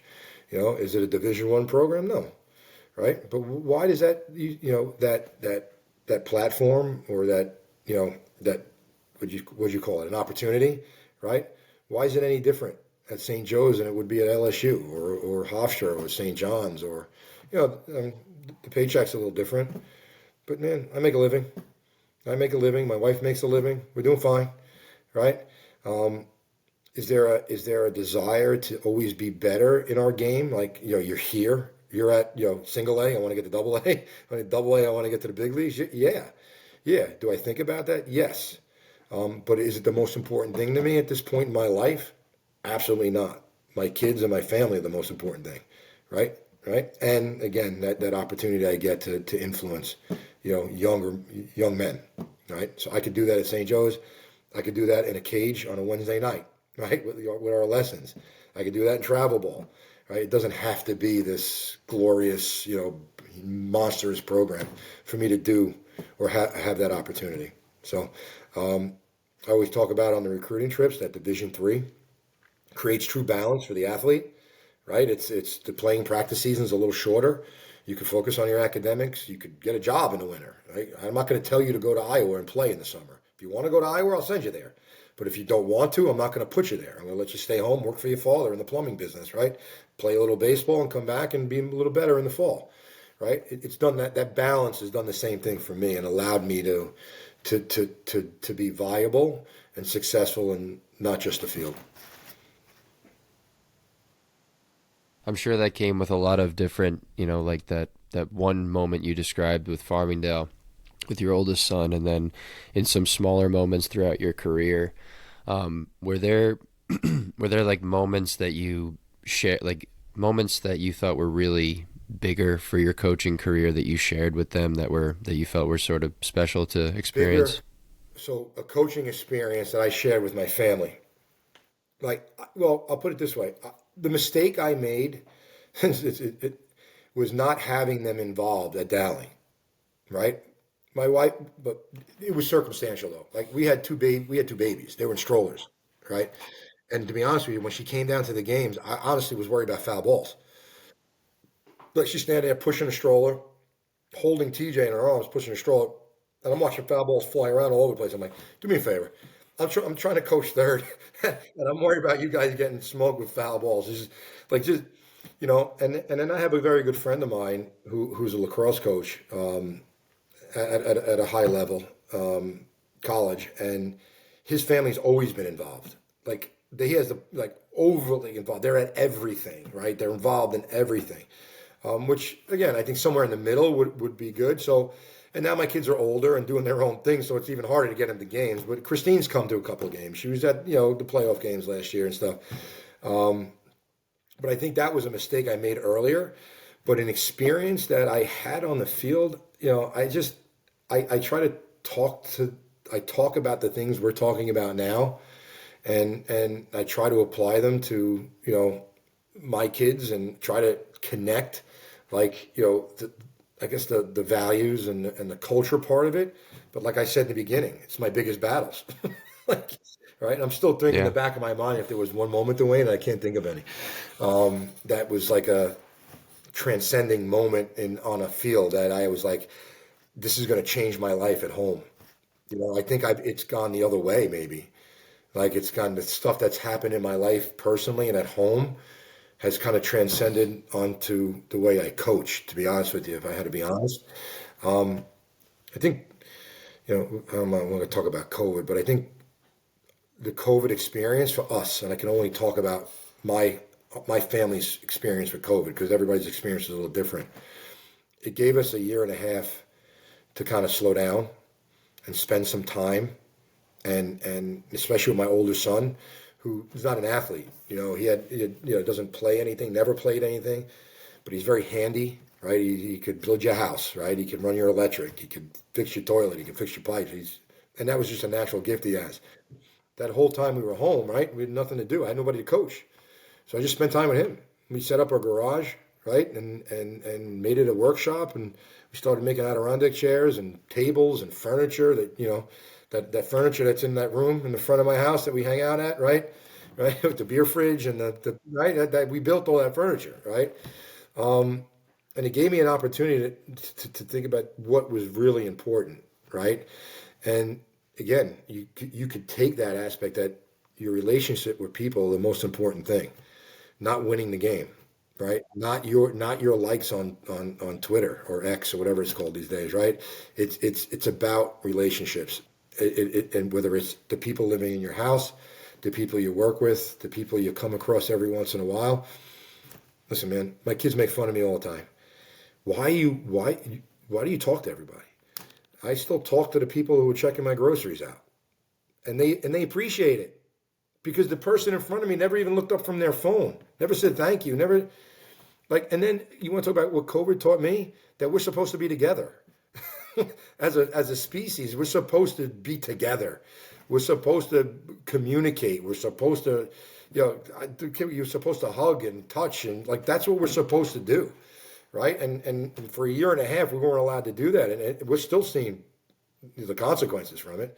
These kids that went through it in elementary school and middle school, they're not they're having trouble and being social and there are a lot of introverted people now because they just for a year and a half sat there and did nothing, right, and didn't move and stayed on the electronic device and so on and so forth, and that's not what we're made to do, and you can't convince me any other way, to be honest.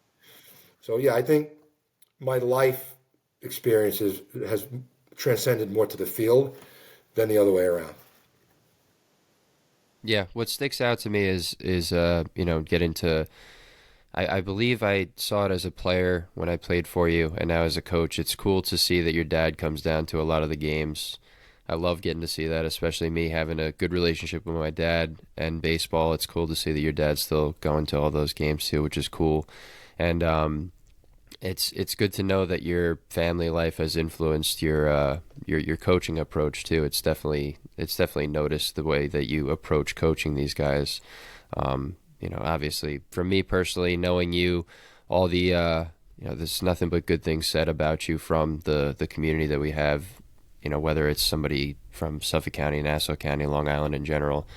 So it's definitely a testament to the thought, the levels of thought that you have behind doing what you're doing. And so I had this conversation with somebody about 2 weeks ago, and they said this along the lines of the same concept you just said. So I'll say thank you, like I said to that gentleman, right? And then, and you've heard me say this too, right? Because you're a young coach, or were a young coach. You're starting to, I don't know if you can wear that young tag anymore, but I'm only joking. You're still a young coach, I got right? some white hairs, dude. I But got some. right, my best piece of advice to any young coach, right, and especially the guys that have played it down, and there's a lot of them now that are coaching varsity, right? There's a little bit of a tree going on now, right, with Abreu and Schneider and and Ferguson, all these guys, right? Yourself, learn from your players just as much as they'll learn from you, right? Have an open mind that your student is going to teach you just as much as the teacher is going to, right, learn. The student is going to learn from the teacher. And what you just said, right, is because I allowed that to happen. So as much as you're going to say my players can thank me for all this and all this, I can easily turn around and say thank you to them because I'm constantly learning from them, right? Constantly. I learned something the other day. I got all over CJ the other day, right? Right? And rightfully so, because there is something going on there, right? I walked up to him. I didn't mean to yesterday. I sat down on the beaches yesterday. He was right behind me. And I looked up right at him and I kind of gave him like not a bad look, but like a we're okay look. And he wasn't okay, right? So it sparked another conversation. And out of that conversation, I understood a little more of where he was at, right? Prior to when I said, CJ, what's going on, man? What's up? Right? And I got on him a couple of times in practice, and rightfully so. And if I saw that body language, or if I saw it again, I might do exactly the same thing. But I guess by happenstance, I sat next to him, looked at him, thought he got what I said yesterday. He didn't. So it took another conversation to actually not have him understand, Dwayne, but make me understand. So continue to learn from your players or your students just as much as they're learning from you. I think it's very important, and basically is how, right, I've gotten to this point, and those qualities that you described before. Yeah, there's a sense of ownership there. Um, what I'm hearing, and just from what I've gathered from hearing you talk, and then also from things I've heard from Dwayne and others, is that if a player is not responding well from the thing that you're doing, it's very easy to blame the player. Like, oh, I told them they're not figuring this out.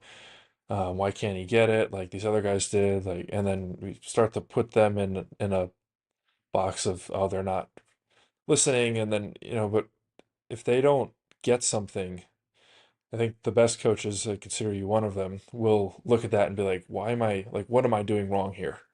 And then there's something to learn from there. And there's it's a two-way street. The player obviously needs to brings something to the table, but there's a like if hey, I'm talking to you. If you don't get this, then I'm not explaining to you well, or maybe my approach was poor, and that's like the art of it, and that trying to constantly discover and Yeah. figure that out. Like, you have the same thing. I mean, it's a micro, like the hitting lesson is a microcosm of that. Like, you're trying, you know what you have to get this kid to do, right? And you said it one way to five other kids, and they've gotten it, and this kid's just not getting it. He's not perceiving what you're saying the right way, or can't translate it.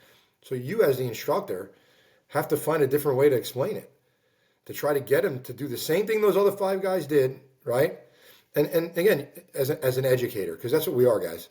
We're educators. We're educating, right?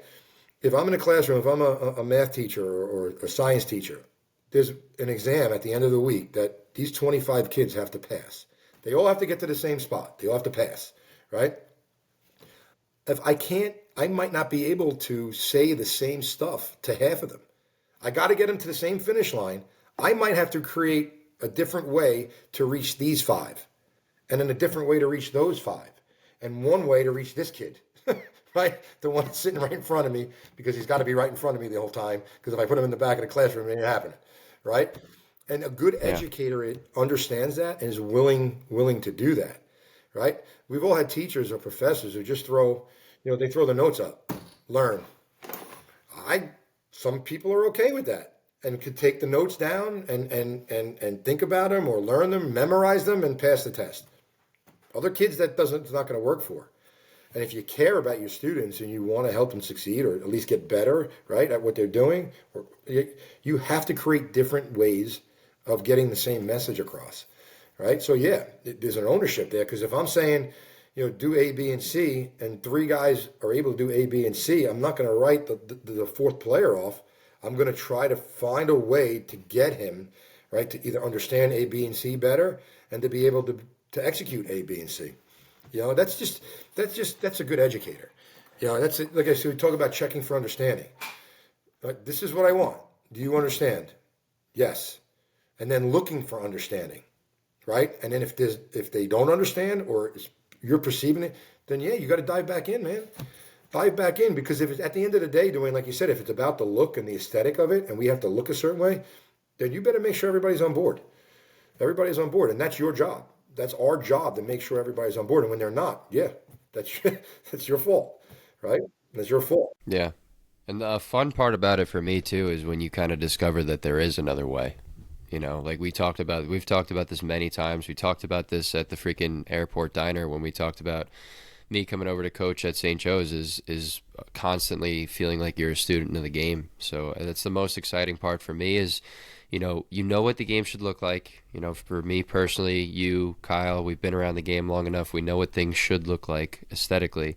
But the most exciting part for me is when you're like, holy shit, I just discovered that there's another way to do this. Whether you learn it from somebody else or honestly, I've learned a lot of that stuff, to your point, from players, is that there's another way to do it. Yep. The players, again, if you allow that, they'll teach you a lot. They'll teach you a lot about, their reactions to things, right? And the way they communicate. Like, again, I'm getting older. I'm the same age as the parents, but the players stay the same age, right? Not to steal a line from McConaughey, but I'm getting older and they stay the same age, right? Right. And so, like, I have to pay attention to dialogue and what they're about, like what makes them tick, kind of like what motivates them, what demotivates them, right? Like, I don't, I do this all the time, and I do it on purpose. Like, I try to pick a lyric out of one of the songs they play, like Blue Blue Cheese, right? cheese. And I'll harp on it, and I'll make a fool of myself. Like, I know it didn't mean, I know the guy wasn't eating chicken wings on the sign, I know that, but I said it out loud, and they laugh at me like a dumb dad joke, It's ha ha, and I bring it back, but you have to keep some sort of a connection with them, because if you lose that connection, they might respect you, but there's still got to be some sort of a off the field, like, right, this dude's all right, he's in, he's in, and I'm willing to listen, So, but it's yeah.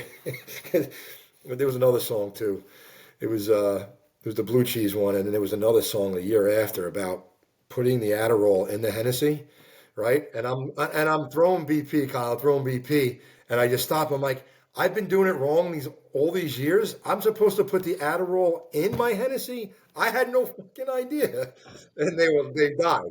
They died. They were rolled like a couple of guys were bellied over laughing. I said, I've been taking my Adderall in the morning and drinking my Hennessy at night. Damn, you know, and but stupid shit like that. And again, it creates a fun environment where we have a couple laughs, and that's the thing too. Like we found a way to be competitive, right? Have a whole hell of a lot of fun. We're light when we need to be light, and we if we can get a little, we can go the other way if we have to, right? But let's not have to. Let's not have to. Let's just do what we're supposed to do every day, boys, and bring it energy and what we're supposed to do with a couple of reminders here and there. And let's not even go down that path, because if we want to, we can. It's there still, right? It's there, and it's a constant, not a constant reminder. It's like twice a year. Don't mistake my kindness for weakness, because there's no weakness here, right? So, and again, those are reminders too sometimes, that if you want to see that side, it's available, but and then Dwayne, you don't want to see that side. I'll just remind let's not go there. It's not fun for anybody, So, but yeah, It's fun to talk about afterwards because yeah, that shit sucked. yeah, again, but go ahead, Kyle. Cap, But go ahead. that's my maturing. That's my evolution of becoming coach. It's there, and I can go there, but I don't want to go there anymore, and I'm not going to go there unless I really really have to. And there were a couple times at Dowling we had to, right? But there were a couple times, if I think back and reflect on it, like I could have went about it maybe a little bit differently, But we're all learning, man. We're all works in progress, right? Until we lay our head in the pillow for the last time. We all should be looking to get a little better. Absolutely. Cap, how much of these types of conversations at practice are these, okay, today's lighthearted, today we're making jokes, today we're getting on them a little bit. How much of that is premeditated? Like, okay, today we're going to have this kind of a day, and how much of it is after you've taken a pulse in the So room and kind of gotten your feet? it's a great question, because there are times there I'm like, you know what, I'm gonna be a little ornery today, right? We're just gonna be a little ornery, see how they react. There might have been they felt a little comfortable yesterday, so I'm going to make them a little uncomfortable, 100%. And it is strategic. And there are other times where you tell your players that I'm going to be at practice at 2:00. The women's lacrosse team, right, will be practicing on our field. Do not interrupt their practice, and do not go on the field until they're off and I'm there. And then you pull up, and the pitchers are having long toss in the middle of lacrosse practice. And then it's game on, like it's blackout, like Armageddon, right? That had nothing to do with baseball or Phone's errors getting or anything. spiked. I told you not to have a catch in the middle. Why the girls were on the field, and you completely disobeyed that. So here we go, right? So yes, that wasn't done on purpose. That was just something that happened. But there are times where you're like, you know what? I think I'm gonna. I watched the infielders work a little bit, and again, they weren't where they needed to be. Not physically, but the energy wasn't there. So I'm just gonna be a little ornery and see the reaction, right? And that was what happened with the pitcher the other day with CJ.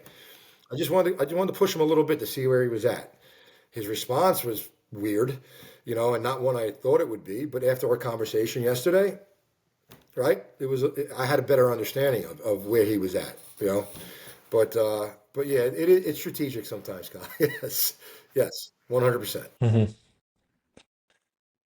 I'm thinking of that, showing up to the field and something's going wrong and you're immediately like mad. And there's something I'm working through is how to figure out, okay, I'm mad right now.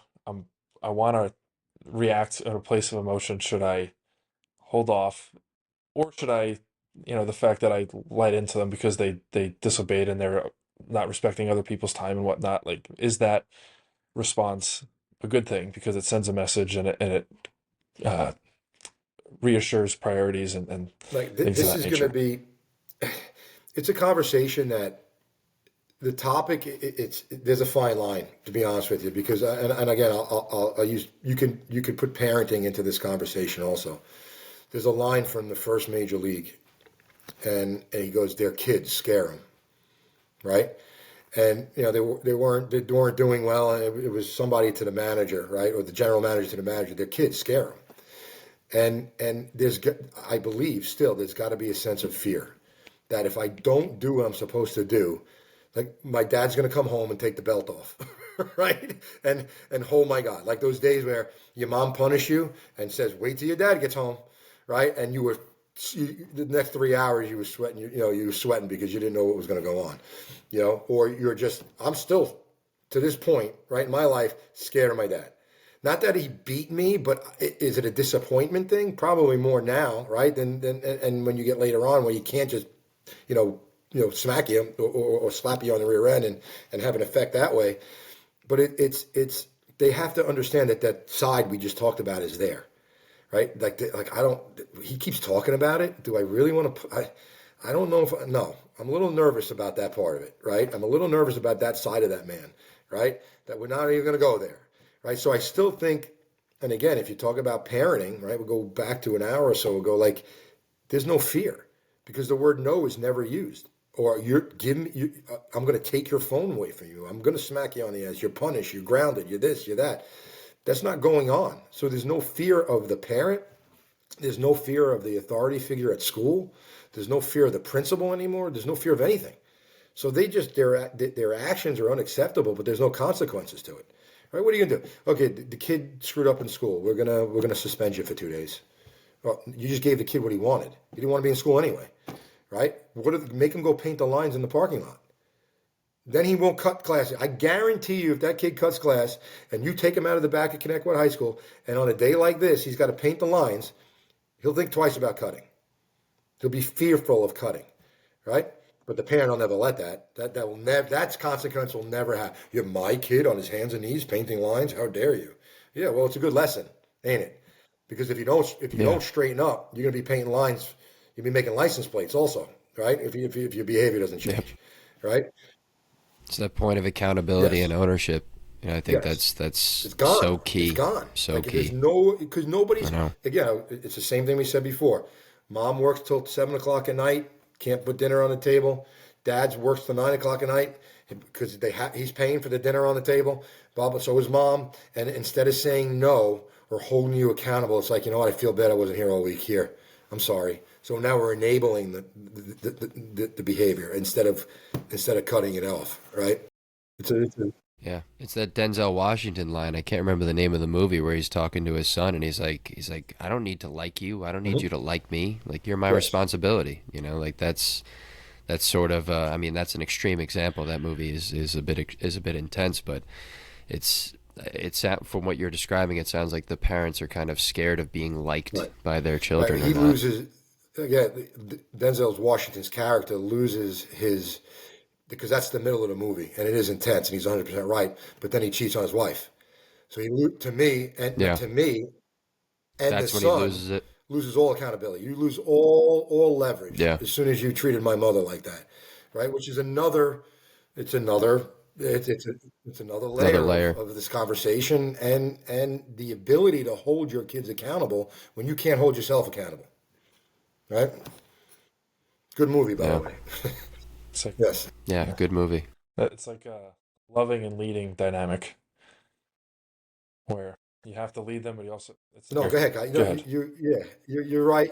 Yeah, Like I wish, it's a like I wish you were still up here. Be honest with you. I know you're doing your thing down here, but I wish you were still up here because now after this, I kind of want you at practice now, and I want you to I want to talk, come. and I want to share with them what we're sharing, right? Because I think it's yeah, Make them listen. well, that'll be a mandatory. That'll be a mandatory listen for them. I Yeah. promise. I promise. Um, Oh, but Their response and their focus to these kinds of conversations is good. Like again, it does make me optimistic for it future does. It does. The generations. last couple of groups we have, yes, yes. Because again, you guys were. It's crazy to say because it's only 10 years, but that's how quickly these generations are flying now, right? It's not a Hmm. 20 to 25 year. It's It's like four that to four five to years. five I year got a different cycle. type of human being standing in front of me, right? And trying to do the same thing, trying to get to the same place like we talked about before with a different human. And it's like I can't say that I have to get the same message across, but I can't say it the same way because they're wired differently, which is crazy. But it is every 4 to 5 years, different person. Now, Dwayne and I have talked about like some sort of me coming by practice or just being around or that sort of thing.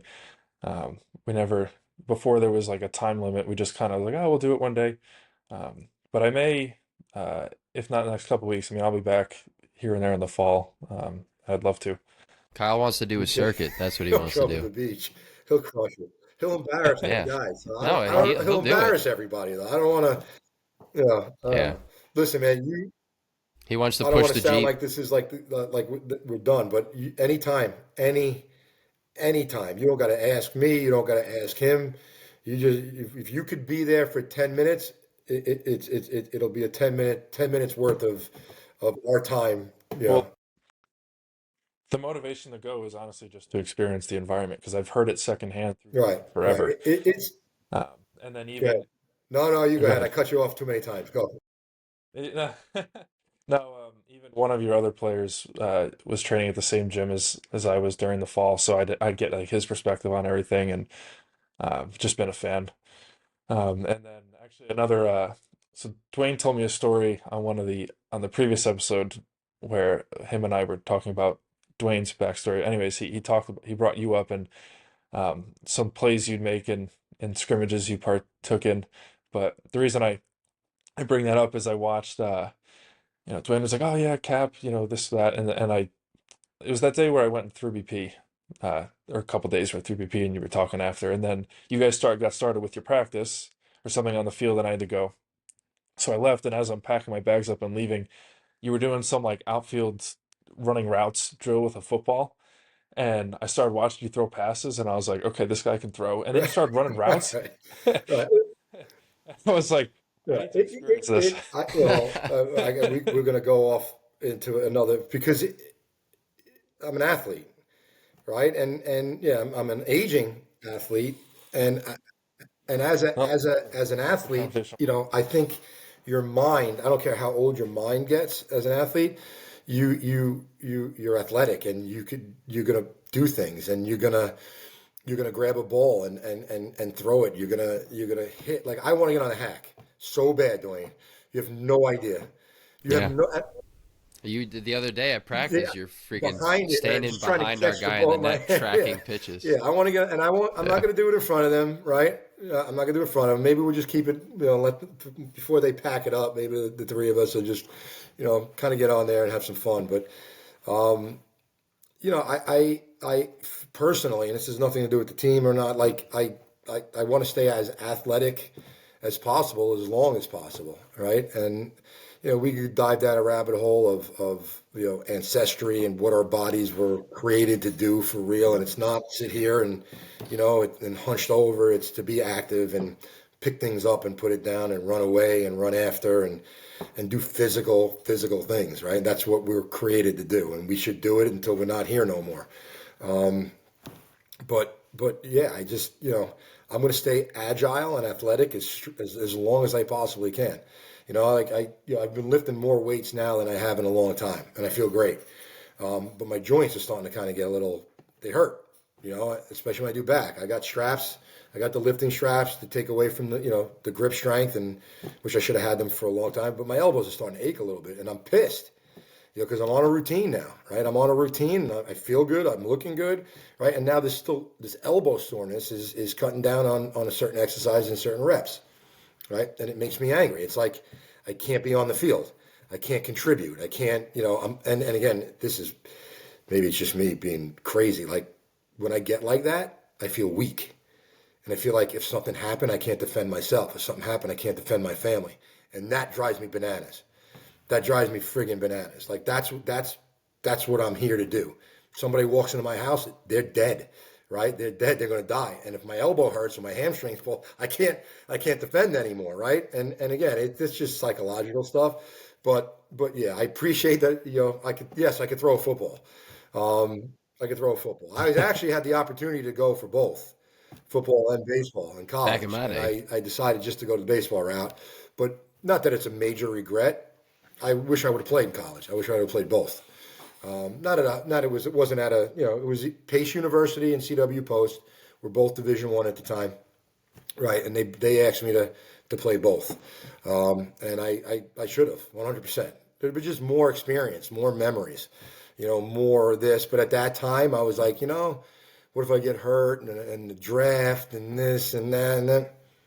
So what, man? I should have played both 100%, because I had the ability to play both, right? And like I said, I'm an aging athlete, but I could still run around a little bit, and I could still throw a little bit, and I'll tell you what, I could probably hit a little bit too. Now that we're on the topic. How do you, yeah.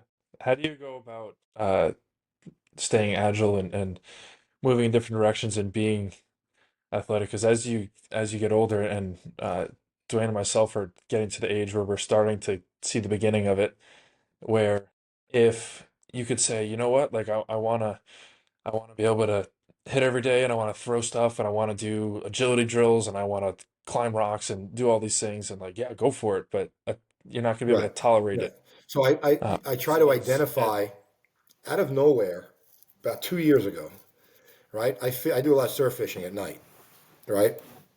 I do a lot of surf fishing, like fishing at night, but it's in the middle of the night. It's like I'll meet my brother on the beach in November at like midnight, and we'll fish till 3, 4 in the morning. But a lot of it is walking on sand, up cliffs, on boulders and rocks, and like never even thought about it. About 2 years ago, my brother's in front of me. He's hopping along the rocks. We're actually fishing below the long bridge that connects Fire Island, right, to the mainland. There's boulders underneath, and the fishing is pretty decent under there. Don't tell anybody though.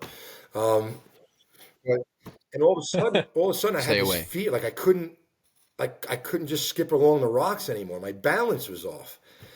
So I'm like, what is this? So like I start reading about it. Like, we all go right to the internet and like, what is this about? Like what you know. So I started doing things like I was at the time I was running, and I don't do long distance. I got to that point. I did what I did. I liked it, didn't love it. So when I run now, it's about 2 miles a day. I run out a mile, run back a mile, normally in the woods, right, or on the beach. But I would stop my run while my heart rate was up, and I would find a tree stump, and I'd jump on it, and I'd balance, right? Just 2 feet at first, then 1 feet at a time, and it was completely off. I couldn't do it for a second or two, but slowly, I started balancing myself over and over and over again, and it got better. Next season, I went out fishing. I had no problem across the rocks. So I'm thinking about this. I'm like, you know why my balance was off? Because I'm not a 10 or a 12 or a 15-year-old kid who runs down the street and just jumps up on a park bench and walks across it, and then jumps down, right? Like we all do when we're kids, right? We all balance ourselves on it. So as you're getting older, you still have to do the things you would do at 14 and 15 and 16. It might not be to the extent, right? I can't lift what I used to lift, but I'm still going to lift, right? I can't do 27 pull-ups, but I'm going to do 11. You know what I'm saying? I'm going to continue to be active, right? The way you're active when you're a child, right? Again, not to the same extent, but I'm not going to ever shut it down. And I'm going to find the things that I'm struggling with, and I'm going to hit them, right? you have to be a little bit uh potentially like awkward or weird or just uh, eccentric to do these types of things, because there'll be times where I'll be walking down the street. It doesn't happen often, but like if there's a bench or something, like I want to jump on the bench and kind of Do jump it. off again, but I'm with someone, and that would be really Who strange. cares? So you feel that Yeah, pressure, Cap was right? saying it that you were saying that you were running along the benches and stuff. I remember you mentioning that like a year and a I half went on a ago. hike. I went on a hike with my son to Philmont, which is in New Mexico, right? We hiked 125 miles in 10 days, right? Elevation, like you went, 13,000 feet in one day, up, then down, then up to 16. Did you train Yes. for this like So deliberately? I was running, right, to get my cardio up, right? There's not many, I couldn't get the elevation I was going to get there, right? Stairmasters, right? We were walking up steps. I went out to the lacrosse soccer field, and there were benches, and there were folding chairs and the sideline benches, and I set them up all over the field, and I would walk, walk, walk. and then jog, right? And then jump up on these benches, right? And like squat walk a little bit on the bench and then jump off, then jump over the next. I just try to create movement that I could, again, we did a couple of training hikes, so I kind of knew what my legs felt like when you were what they call a scramble. Like you got 50 pounds on your back, right? And it's not a trail anymore. It's just rock face, right? And it's not straight up, but we're scrambling on our hand, like bear crawling up these things. So when we were doing that on the training hikes, I knew what my legs felt like. So I tried to do things at home that would get the same burn or the same rush of blood into like the front of my thigh, not the back of my thigh. And then when you're descending, right, it has nothing to do with the front. It's like where you're putting your foot and your heel and your Achilles and the bottom of your hamstrings are on freaking fire. I'm like, well, what do I do for that? Like I couldn't find anything here. I just wore it when I got there, you know. And then again, as you're old, your balance comes into play too, because you're ascending backwards again with 50 pounds on your back, and in your mind, as a 48-year-old, you're like, if I one wrong step, and my ankle's going to explode here, and they're going to have to helicopter me off this freaking mountain, and we're in the middle of nowhere, you know. So Mm-hmm. your mind The comes next, into play too. But yeah, you talk about being a little silly or a little eccentric. So I was doing runs, and I get bored. 2 mile run out and back. So always do it in the woods, right? Work out, but work out outside, and your soul will love you forever. That's something I read a long time ago, right? But so I'm running, and now I'm like, you know what? I'm running long distance, not long distance, but it's a straight run, and I'm going to play softball. I'm going to do things, and I got little tweaks here and there. So I'm going to start running what I call scat runs. I'm going to run like somebody's chasing me, or I'm going to run like I'm chasing something, right? And I've obviously reading something about ancestry at that point, right? Like I'm going to run like I'm chasing an animal, right, to eat, or I'm going to run away from an animal that's trying to eat me. So I started doing that, and the trails in the park are sandy, and then they get rough, and they come up on the side, and they're grassy and hard. But so I started running up and down like somebody was chasing, like I was trying to avoid something, right? And I'm telling you, that worked. That worked like a charm. Hard, it was interval running, but just like stopping, and then I would, again, this is where you have to be a little silly. I would squat, right? Squat down a little bit, legs would burn, the heart rate would come down, and then I would sprint again, all up and down these things. And then every once in a while, I'd grab a tree, and I would sprint with the tree, right? Down tree, not a heavy one, but like a down branch. I'd run, pick it up and throw it, and then just jog. All stupid, anything that came to my brain, I would do. The same thing I would do in the gym up until the last 3 months. I'm following, like it's a guided workout that I'm following. An app that I found a guy that I like. I love the workouts. They're effective. He talks you through them. I would go down to the gym. I got a gym in my basement. Go down and just invent shit, right? But when I started finding out, I had some imbalance because I was hitting more muscle, right? I was hitting more areas, or I was more focused on certain areas than others. Where with the guided workout, he's obviously hitting what he needs to hit on certain days, and I feel much better now. But I think just having an imagination with all this stuff, like my balance is off. Let me go work on my balance, right? I'm like my side to side don't feel right. Let me run forward, but let's run up elevation and down elevation. Beach runs, man, barefoot runs on the beach, right? You have to work up to it because your talus.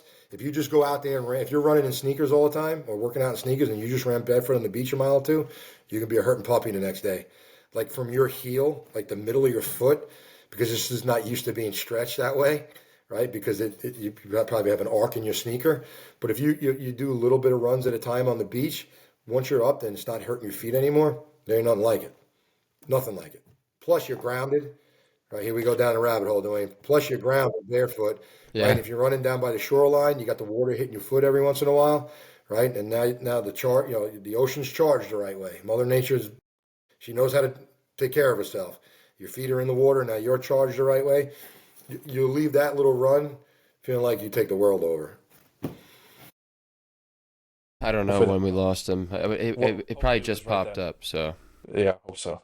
Well, now we know. If we'll tell someone before the podcast, like, hey, when that pops up, I don't know why that's happening. that's all right. Once my app crashed once, and then I just had to restart it, but it's all good. Well, you were Um, saying something. so yeah, I was starting to ask you how your body and joints and all that had responded to you moving in some different You directions feel and all better. that. You feel better. Like that's the thing. Like I have to. I mean, the weather up here is awful, and it's no excuse. But I got to work. Like I'm so into lifting right now, and the way lifting feels, and the aesthetic look to it. To be honest, with you, I'll be 100% honest with you. You know when you're putting the work in, and at 49 years old, and you take your shirt off, and you don't look 49, it's a little bit addictive. To be honest with you, so that's I'm in. But I need to work in some of this other stuff again, right? So almost like a flush, right? Like where you're running a little bit, so there's blood getting through my joints. Because right now it's my elbows. My elbows just don't feel right now. So like I said, like yesterday I went and I did back yesterday, but I didn't feel great when I left. I did everything, got through the sets, got through the sets, got through the reps. But when I left, I'm like, I'm in pain. Why did I just do that? I don't want that. I don't want that, you know? But that other Mm. stuff, right?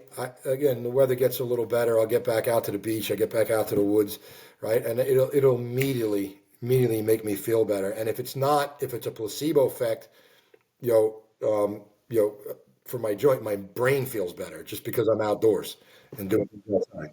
Well, in this case, I think a placebo effect is legit because the placebo effect is, hey, it's not helping your body, but your experience is better. Like that's the point. There's the whole mental aspect of it and balancing emotions and then being outside and all that. And I think that's And what we're that's designed another for. reason why, I've the straight 2 mile run, and I think we all do this. We're running, you got a watch on, right? You're worried about, maybe time or whatever it is. And when I run, I'm looking at the ground, right? I'm running through the woods, I'm on the beach. You got all the scenery and mother nature around you, and I stare at the ground there and back. When I was doing the scat runs, I was up, looking behind me, looking at Mm. something, chasing something, looking at the tree I was going to pick up. And then I gravitated to just walking, right? And when you're walking, you're not looking at the ground, you're looking around.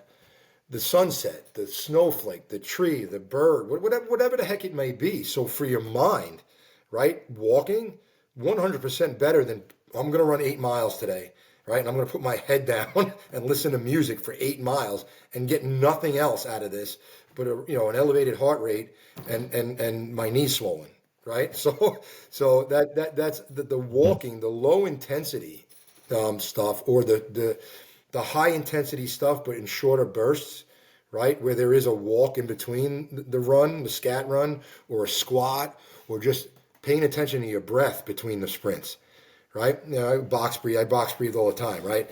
But you can't box breathe when you're out of breath. But just like a yoga instructor will inform you when things are burning a little bit, just focus on your breathing, right? And then that pain goes away a little bit because you're focused on the breath in and the breath out, you know. It was just a better overall experience with some of the smaller sprints with rest in between, right? Or just a walk, right? Just a normal old walk, man, for an hour, 15 minutes, right? An hour, 15 miles per hour walk, where you're able to kind of take things in. And by the way, if you're looking to burn calories, you're burning more calories in that walk than you are in the 2 mile run. That's just facts. So if you're looking to burn or a calorie, to be at a deficit at the end of the week, if you could fit in a 45-minute walk every once in a while, you end up at the end of the week burning more calories than you were with your runs. So, Yeah, just from standing and moving around and most of your caloric expenditure and whatnot comes from non-exercise forms, just your base metabolism, and then also um, like fidgeting around, standing up versus sitting down, like reaching over for something. Like those things cumulatively add up to a lot more. So doing things that uh, like encourage more of that. And when you're walking outside, you're less likely to be like, oh, I just went out for a 45-minute walk outside and I talked with someone and I'm in the sun. I just need to lay down. no, Like that's not usually how you're no, feeling. you feel like you want to come home after your walk and continue to do active things. This is the thing. Like when I first started reading about box breathing and just breathing and Wim Hof and all that stuff, right? That we burn a lot of calories just breathing. Like you breath in, breath out throughout the course of the day, you're actually burning calories and and the water moisture too. So even if you're not running or exercising, sweating, you are losing moisture. So it's important to hydrate all day long. But like nobody breathes the right way. Everybody shallow breathes. Nobody's breathing deep breaths and breathing out and holding in onto O2, right? Everybody's short breath, right?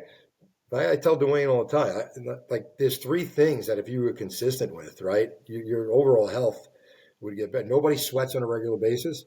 Nobody defecates on a regular basis, right? And nobody breathes the right way. Just start with those three things, right? Sweat once a day, right? Get regular, right? With movements, right? And breathe deep, get oxygen deep into your lungs, deep into your system, hold it for a little bit and breathe it out. And if you do 5 seconds in, 5 seconds out 3 times, it's like the whole world just lit up. It's like, what the, what, like, why don't I do this all day long? You get that little lightheaded feeling a little bit, but for me anyway, it's a good feeling, you know. But, I'm sure I'm sure you have these kinds of conversations with players about different types of things. It's so interesting that when someone is very curious, I resonate a lot with this. When someone's very curious about improving their own physical and mental emotional situation, and they're learning things, they're trying to do different stuff, they're doing weird things, it inevitably bleeds into your conversations with players and how you're thinking about groups and whatnot. This is why it's so important to start with you before you move on to right. leading, mentoring others. So Um, you're a you critical thinker, right? You said critical thinking before, and you are. I know enough about you that but like these exercises we're talking about, it's basically what we said before: grow your own garden. Like I know I have a guided workout right now, and that goes against what I'm saying right now. But yeah, like critical think your workouts, critical think your tomato garden, critical think your at bat. But again, we have, and again another rabbit hole. We've been set up not to think critically, right, for 100 and something years now. It's sit in a seat in rows, raise your hand, speak when spoken to, right? This is the curriculum. Do not deviate from it. This is what it is, right? And that's who we've been created to be in the last 100 years, right? They don't, the powers that be, the system like we talked, they don't want us thinking critically because then we might be take them over one day. They don't want that. But it's know, important to think critically and like you said, to share that so other people think critically also. you've got to be curious. You have to ask a lot of questions to people or to yourself. I think that's where Dwayne and I, that was a big theme of what we were trying to get across to players when we would do the behind the mask calls, which was a catching like leadership Zoom call. And a lot of it was us asking a question and them trying to come up with their own response. But when we would ask them a question, even if it was open ended and they felt safe sharing, they feel like there's an answer we're searching for. Like we're trying to extract the right answer and they're trying to figure out what the right answer is. Right. But when we started to ask them, like, think of some questions you have. Let's look at some video, or we'll give you a story or a scenario. Like, think of certain questions. That was when we really started to see progress with that. I mean, that's what you're doing. Like you said it a few times. You're curious. You're looking for different solutions to a problem you have. You're like, man, my elbow's bugging me. Like I'm sure you've been looking at 100 different Yeah, ways to help the your new thing, elbow. I have the therapy knife. Uh, So now it looks like I'm slathering butter on my elbow before I go to bed every night. My wife's like, "What are you doing? Is that a butter knife?" I'm like, "No, it's a therapy knife." Yeah, it's an expensive exactly, butter knife. exactly. Exactly. Don't No, use that for your toast. uh, but yeah, but isn't that the fun of it? Like it's fun. Yeah, my elbow hurts, but it goes back to being an athlete, right? And again, I've always said athletes could figure anything out, especially ball players, with the amount of failure we have and the amount of angst and anxiety that the game creates. Like, figure it out. I'll figure my elbow out, and then unfortunately, my elbow will feel better, and then something in my hamstring will go. But that's just old too. That's the aging process. That it's a race you can't win, but I think you can navigate it a certain way, and just to age gracefully. That's not what I mean, but you could age the way you want to age, right? You don't just throw the towel and say, well, I'm old. That's it. I'm going to stop throwing baseballs and footballs and stop training and stop working out, stop eating the right way. Because when you see somebody like, certain people we all know, the guy just gave up. Like you gave up. Like I Yeah. haven't seen him in a year, Yeah, 50 can look a right? lot And different. you physically look a lot different, not in a good way. Dude, you just gave up. Like that's unacceptable to me, and I'm sure it is to you and to Dwayne and to most people that I know. But that's another thing we're trying to teach these guys. It's like this stuff we talk about, like the beach runs and the working out and the eating. That's not just for the 4 years you're here, man. This is life. This is a lifestyle. A lifestyle that unfortunately, right, and hopefully things change sooner or later. That again, the system says that meat's bad and eat bread and the crap they put in our food. Everything's set up against you, but you still have the decision. We still live in a free country where you could decide what you put in your body or not, right? For the most And part. it's important to have positive examples to see. So if you're a 19-year-old, 18, 19-year-old kid at St. Joe's, or you're finishing your last year and this summer you're going to enter the real world, you're if you look at if that player looks at a bunch of 45, 50 something year olds, 60-year-olds that are in their life, most of them are probably of a certain Right. phenotype. And if you accept that that's what it's going to become, then when you start to feel that way, you're just like, okay, this is what it is. It's very easy to be a 26-year-old, 29-year-old dad bod. I'm in a relationship. We drink beer a lot, and we do wings, and we sports bet, and and we play golf once a week, and that's the life we're living. But then if you have, it's like my college coach was when he was however old, he was still doing cartwheels and doing some jewels with us, and he was eating well, and he was constantly figuring out stuff. Like that, those things matter because then you have a choice, a decision to make. Do I want to be someone like that, some version of that one day, or do I want to be See, something the, else? the, the problem with the diet and exercise is that if it's not right, it's a slow killer, right? And the process isn't recognized. So you smoke, you do drugs, right? Like if you have a family member or a friend that ODs on drugs, right? You go one way or the other with that decision. I'm never doing drugs ever again, or you make the decision to go down the same road, right? Same thing with parents who smoke, right? My parents smoked, right? Back then, everybody was smoking, right? They were smoking when they were pregnant, right? So you made the decision. It's disgusting. I'm not going to smoke because I know it's gross and it's going to kill you. And I can see it, right? I can see it. Or you just smoke because that's with the diet and exercise thing. You can't see it happening, right? It's not quick. So it's not like the way my parents eat or the way my friends live, their lifestyle of the beer and the betting and the da da da da da. You can't see it killing them. So it's not like I'm not going to be like that. It takes 30, 40, 50 years for it to have an effect, right? And then they're not honest with us about this, right? So, diabetes, right? The numbers are there, but what causes it? What causes the diabetes? Why is diabetes an epidemic, right? Right now they're calling Alzheimer's, right? Type 3 diabetes. What? There is no type 3 diabetes. Yes, there is. Look it up on your phone. It's called dementia, right? That's an insulin, right? Resistance in your brain blood barrier, right? It's there. All the information is there. But that's not going to happen in 2 weeks. That doesn't happen in a year. That happens over a lifetime to somebody.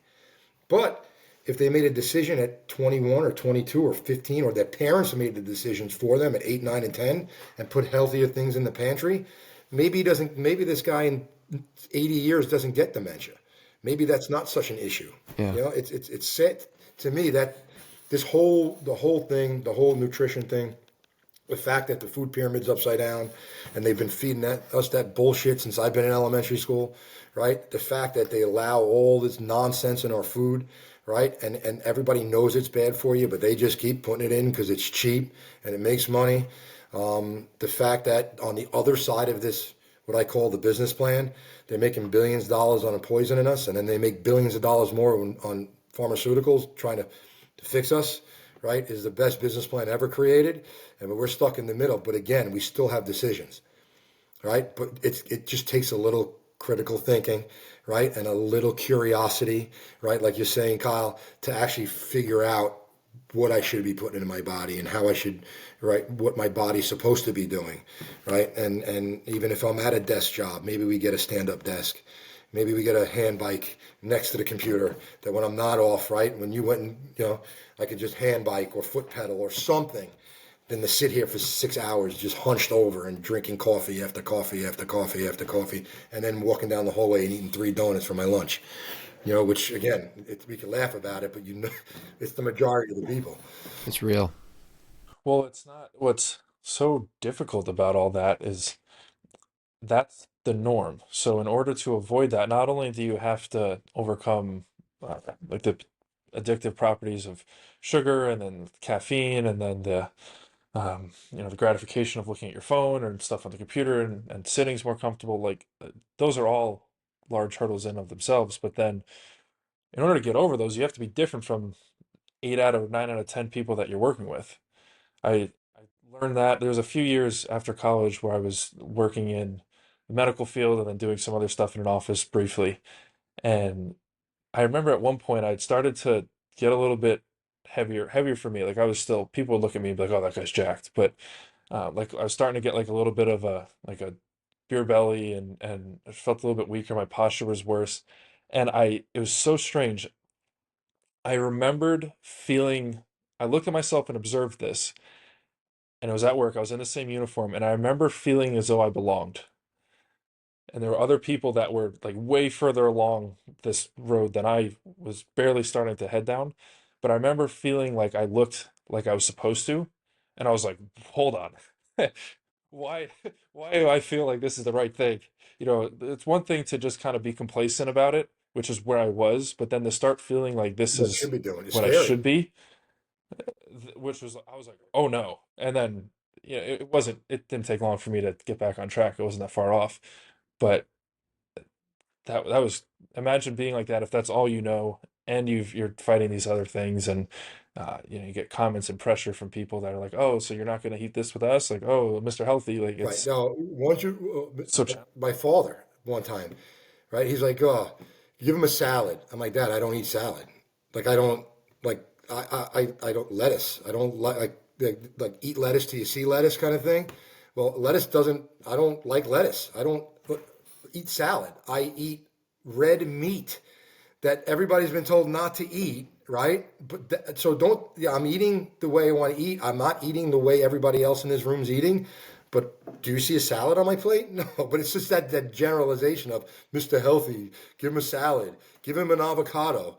Like, yeah, I do like eat avocados, but I'm not. It's not like, look at what I'm doing or ask me. Be curious of why I'm doing this and what I'm actually doing before you have an opinion about it, right? Yeah, it's more so a reflection of what they're doing when you are met with those Right, kinds of right. So, criticisms. but what you said, like, so basically, you feel like you're the outlier, right, in the office, or you're like you're swimming upstream. So now add a spouse and kids to that equation, and you will completely feel like an outlier, because now, instead of saying, they're supposed to be on their phones, just give it to them. They're supposed to play PlayStation 5 hours a day, just give it to them. They're supposed to eat Fruit Loops, just give it to them. We ate Fruit Loops when we were kids. Blah blah blah blah blah. Blah. The sodas, and you can't make decisions. You can make decisions for them when they're younger, but now that they're 13 and 17 and 20, they got to make their own decisions, right? And I can't. I can only provide better food and better options in my house, but they're not in my house anymore. So, like, you feel like, you personally, I'm an outlier. But now, like, am I making my family outliers? Am I making them weird, right? And where's that line? I dealt with my first kid, my oldest. Like, when do we give him a cell phone? He didn't have a cell phone to eighth grade, right? And he's like, Dad, and again, my thing is if when is the good time to give your kid a cell phone? When you're ready for them to stop being a kid, because they're going to be exposed to information. Now, you could check the cell phone, you could apps and 365 and all that crap. But you're going to lose a little bit of their childhood when you give them this piece of technology. It's just, it is what it is, right? We did it in middle school, right? Because now they were playing sports and they were riding their bikes around and this and that and that, and we just wanted to communicate with them. But I got to constantly remind my kids that this thing is for communication. It's not for anything else. Like, and if you force my hand, I'm going to buy you flip phones to communicate with and not have all these other options on them, you know? But yeah, like that outlier feeling, like, why don't I just join the herd? Like, just join the herd. Like, it's a lot easier. I can eat what I want. I don't have to worry about anything. I don't got to get up early. I don't have to be extra. I don't got to do extra. I just join the herd. Don't ever, and it's scary that you actually had that thought. But we've all been there. But you said, wait a second, what the, like, Yeah. whoa, right? And again, I think, like Dwayne said before, your feeling that, like, this is maybe I just going to be normal, right? Is other people, it's you worrying about what other people fucking think, and never do that, ever, because it's none of their business. That's so hard to pull away No, from it is. the It perception of is others. because, It is because the positive of our society, like you talked about when you talked about COVID, is that we want to be around each other and it is good for us. But there's always too much, and when you're taking too many people's opinions into account when you're making decisions with yourself and what you're describing too with your own family, like that's when it gets a little bit right. Well, delicate, and then again, as a dad or a parent, you gotta pick and choose your battles too, right? So I know I don't have soda in my house, so I know when they go to a friend's house, they're gonna drink soda. Am I gonna dump all over them for that? I can't, right? So the same things we have the talks with the players, right? So like I said, one's always influencing the other. We talk about moderation. You have some soda?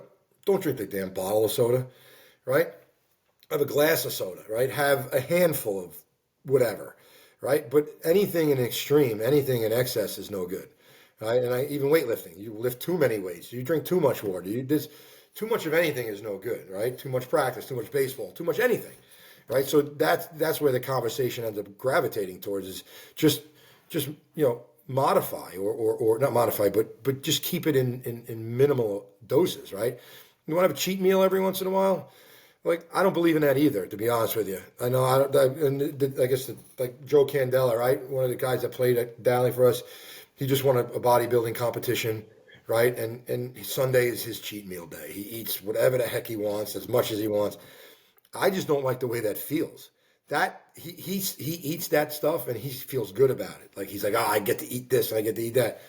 If I don't remember the last time I did it. If I had a hamburger from Wendy's or McDonald's, I might, like, I'm getting nauseous even talking about it.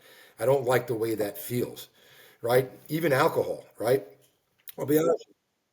Were you always No, like that's that, just or the is that last. something that you've developed I lost almost as 50 you've? pounds, right? When I was at Dowling, I was 240, 238, getting 240, right? And I looked at myself. I had a little bit of an epiphany. It was Thanksgiving, right? And I ate everything that day and probably drank 4 bottles of friggin' wine. Who knows? I thought I was having a heart attack that night. Like, I was sweating. I probably just had meat sweats, to be honest with you, but I thought I was dying, right? I woke up the next morning and made a decision. I said, I'm 240 pounds and I'm a bad weekend from being 250. Like, where am I going with this?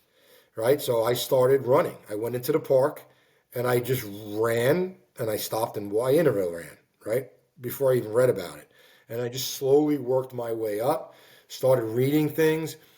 At that time, my oldest son, was getting really bad headaches. We took him everywhere. Couldn't figure out why these headaches were coming, right? Long story short, high fructose corn syrup and red and yellow dye he had a reaction to. So now I'm in the supermarket. It took me 3 hours to shop the first 2 weeks. I'm like, I don't read. The easiest thing to do is go organic, right? Go organic right away. Then you realize that just because it says organic doesn't mean it's healthy. Then you start shopping organic on the perimeter and not in the middle, and then you're a little better than you were, right? Because now it's fresh food, right? Now you start making your own meals, which I don't care if it's a hamburger, but if you're making your own hamburger, it's better. I don't care if it's a chocolate chip cookie, but if you're making your own chocolate chip cookie, it's better than buying the chocolate chip cookie, right? So that was how it started. And then I just started dropping weight. No sugar, no soda, no iced tea, no orange juice, no lemonade, right? We went to seltzer and water, right? I wasn't drinking beer. If I was having a drink, it was red wine, right? From a region in Italy that was sourced the right way, like like stuff like that. And I went from 240 to 189, right? But felt like I couldn't defend myself against anybody. I was Against a I Bearcat. was weak, emaciated. Like people ask me, "You all right?" I'm like, "I'm fine." It was done purposely. It was I done remember that, dude. purposely. Then I I went remember back that. to like 192, 195, but not real strong. I'm at 202 right now, between 200 and 202, depending on the sodium I eat the night before, right? And I'm strong, and I like the way I look. And I don't very rarely go on the scale now. Back in those days, I was on the scale every day, trying to see. Like I would go from I was at two. Once I saw 229, I told myself I'm never going to see the three again, right? Once I got to 219, I'm never going to see the two again. Once I got to 210, I was never going to see the teens again. I've never seen 11. How It long took was me that, about dude? 2 years because I also read that sustainable weight loss is a pound or two like every week or so. Like I'm not going to lose. If I lost 7 pounds of water weight in 1 week, yay, it's coming back if you have a bad meal, right? So it was a sustainable Right. weight loss, right? Where now, Yeah. even if I went off the rails for a little bit, I'm not gaining. I'm not going to gain 10 pounds in 2 weeks. It's not. Did you think it'd be a year or No, two in your mind? no, Like, no, not at all. yeah, because it's what it needs to be Right. for that amount or for that percentage of weight loss. If you do it, if you did it in 5 months and tried to hold No, it it will off, work. then It it's will work. And if I tell like we have guys that graduated, from Dowling that are not in good spaces with their decisions. We'll put it that way. And I try to tell them they always have this new idea. I'm going to do this. I'm going to do it. It's the New Year's resolution. I'm going to lose weight, and we get on some crazy fad diet, and you lose the weight because you're starving yourself for a week, right, or whatever it is. But it's not mm, sustainable. So I try to tell them it's a pound a week. If you could lose a pound a week, it's a much more sustainable weight loss than losing the 10 pounds in a week on some crazy thing you read on the internet. Yeah. Yep. It's the lifestyle stuff, and it's the types of things that you've curated through a culture. It's stuff that I see. And listen, you're not going to get everybody, and that's okay. But I can attest. There's a large majority of guys that have played under you, that have been around you, that are influenced by that culture. And the coolest part is as somebody who works with you now and gets to see you interact with other guys that are coaches and just people in general. It's cool to see that that's a good centerpiece of the conversations for you, because it's obviously like a serious value of yours. And again, I can attest to seeing that transformation from you, because I left Dowling and I didn't see you for a couple of years, and then you look like a guy. Not again, like facially, obviously you look like an older gentleman, but like you freaking like you look freaking jacked, dude. So it's I like appreciate you're looking all right. And it gives me and guys around my age hope, because 50 doesn't look like how you think 50 should look, or not it. should Can look, but look. how 50 Right. How typically 50 does can look. look. Yes. Yes. 50 is, Yeah, I mean, it happens at fucking 32, dude, to be honest. I'm getting close to 30. Kyle's 30, and there's a big difference between a Kyle Brennan 30 and the average Joe working in the office and just like you said, 30. if you're curious, right, and you're thinking critically, it changes. The game changes, right? The what you can do, how much you can do, how you do it changes. But it's not an excuse not to do it. It's not an excuse not to figure out how to continue to do it at all. Because again, that's to me, like we talked about, that's just giving up. Let's just say, I'm going to join the rest of the herd. I give up, right? And the crazy thing is, the older you get, the less memory your body has, if you know what I mean. Like so, Yeah. like you can, Kyle, if you laid off a certain exercise for a little bit, a week or so, you get back into it, right? If I laid off a incline bench press for a week or two, it's gone, I mean, when I say gone, gone, right? Or if I don't, right? If I don't, lower the weight a little bit, right, and really focus on reps, like a mind muscle connection kind of thing, where I'm making sure that I'm using the muscle, where to the point where I will take my shirt off, look in the mirror, and make sure that part of me is working. Or if I can't do that, put my hand over it and make sure that's where I am pulling the weight.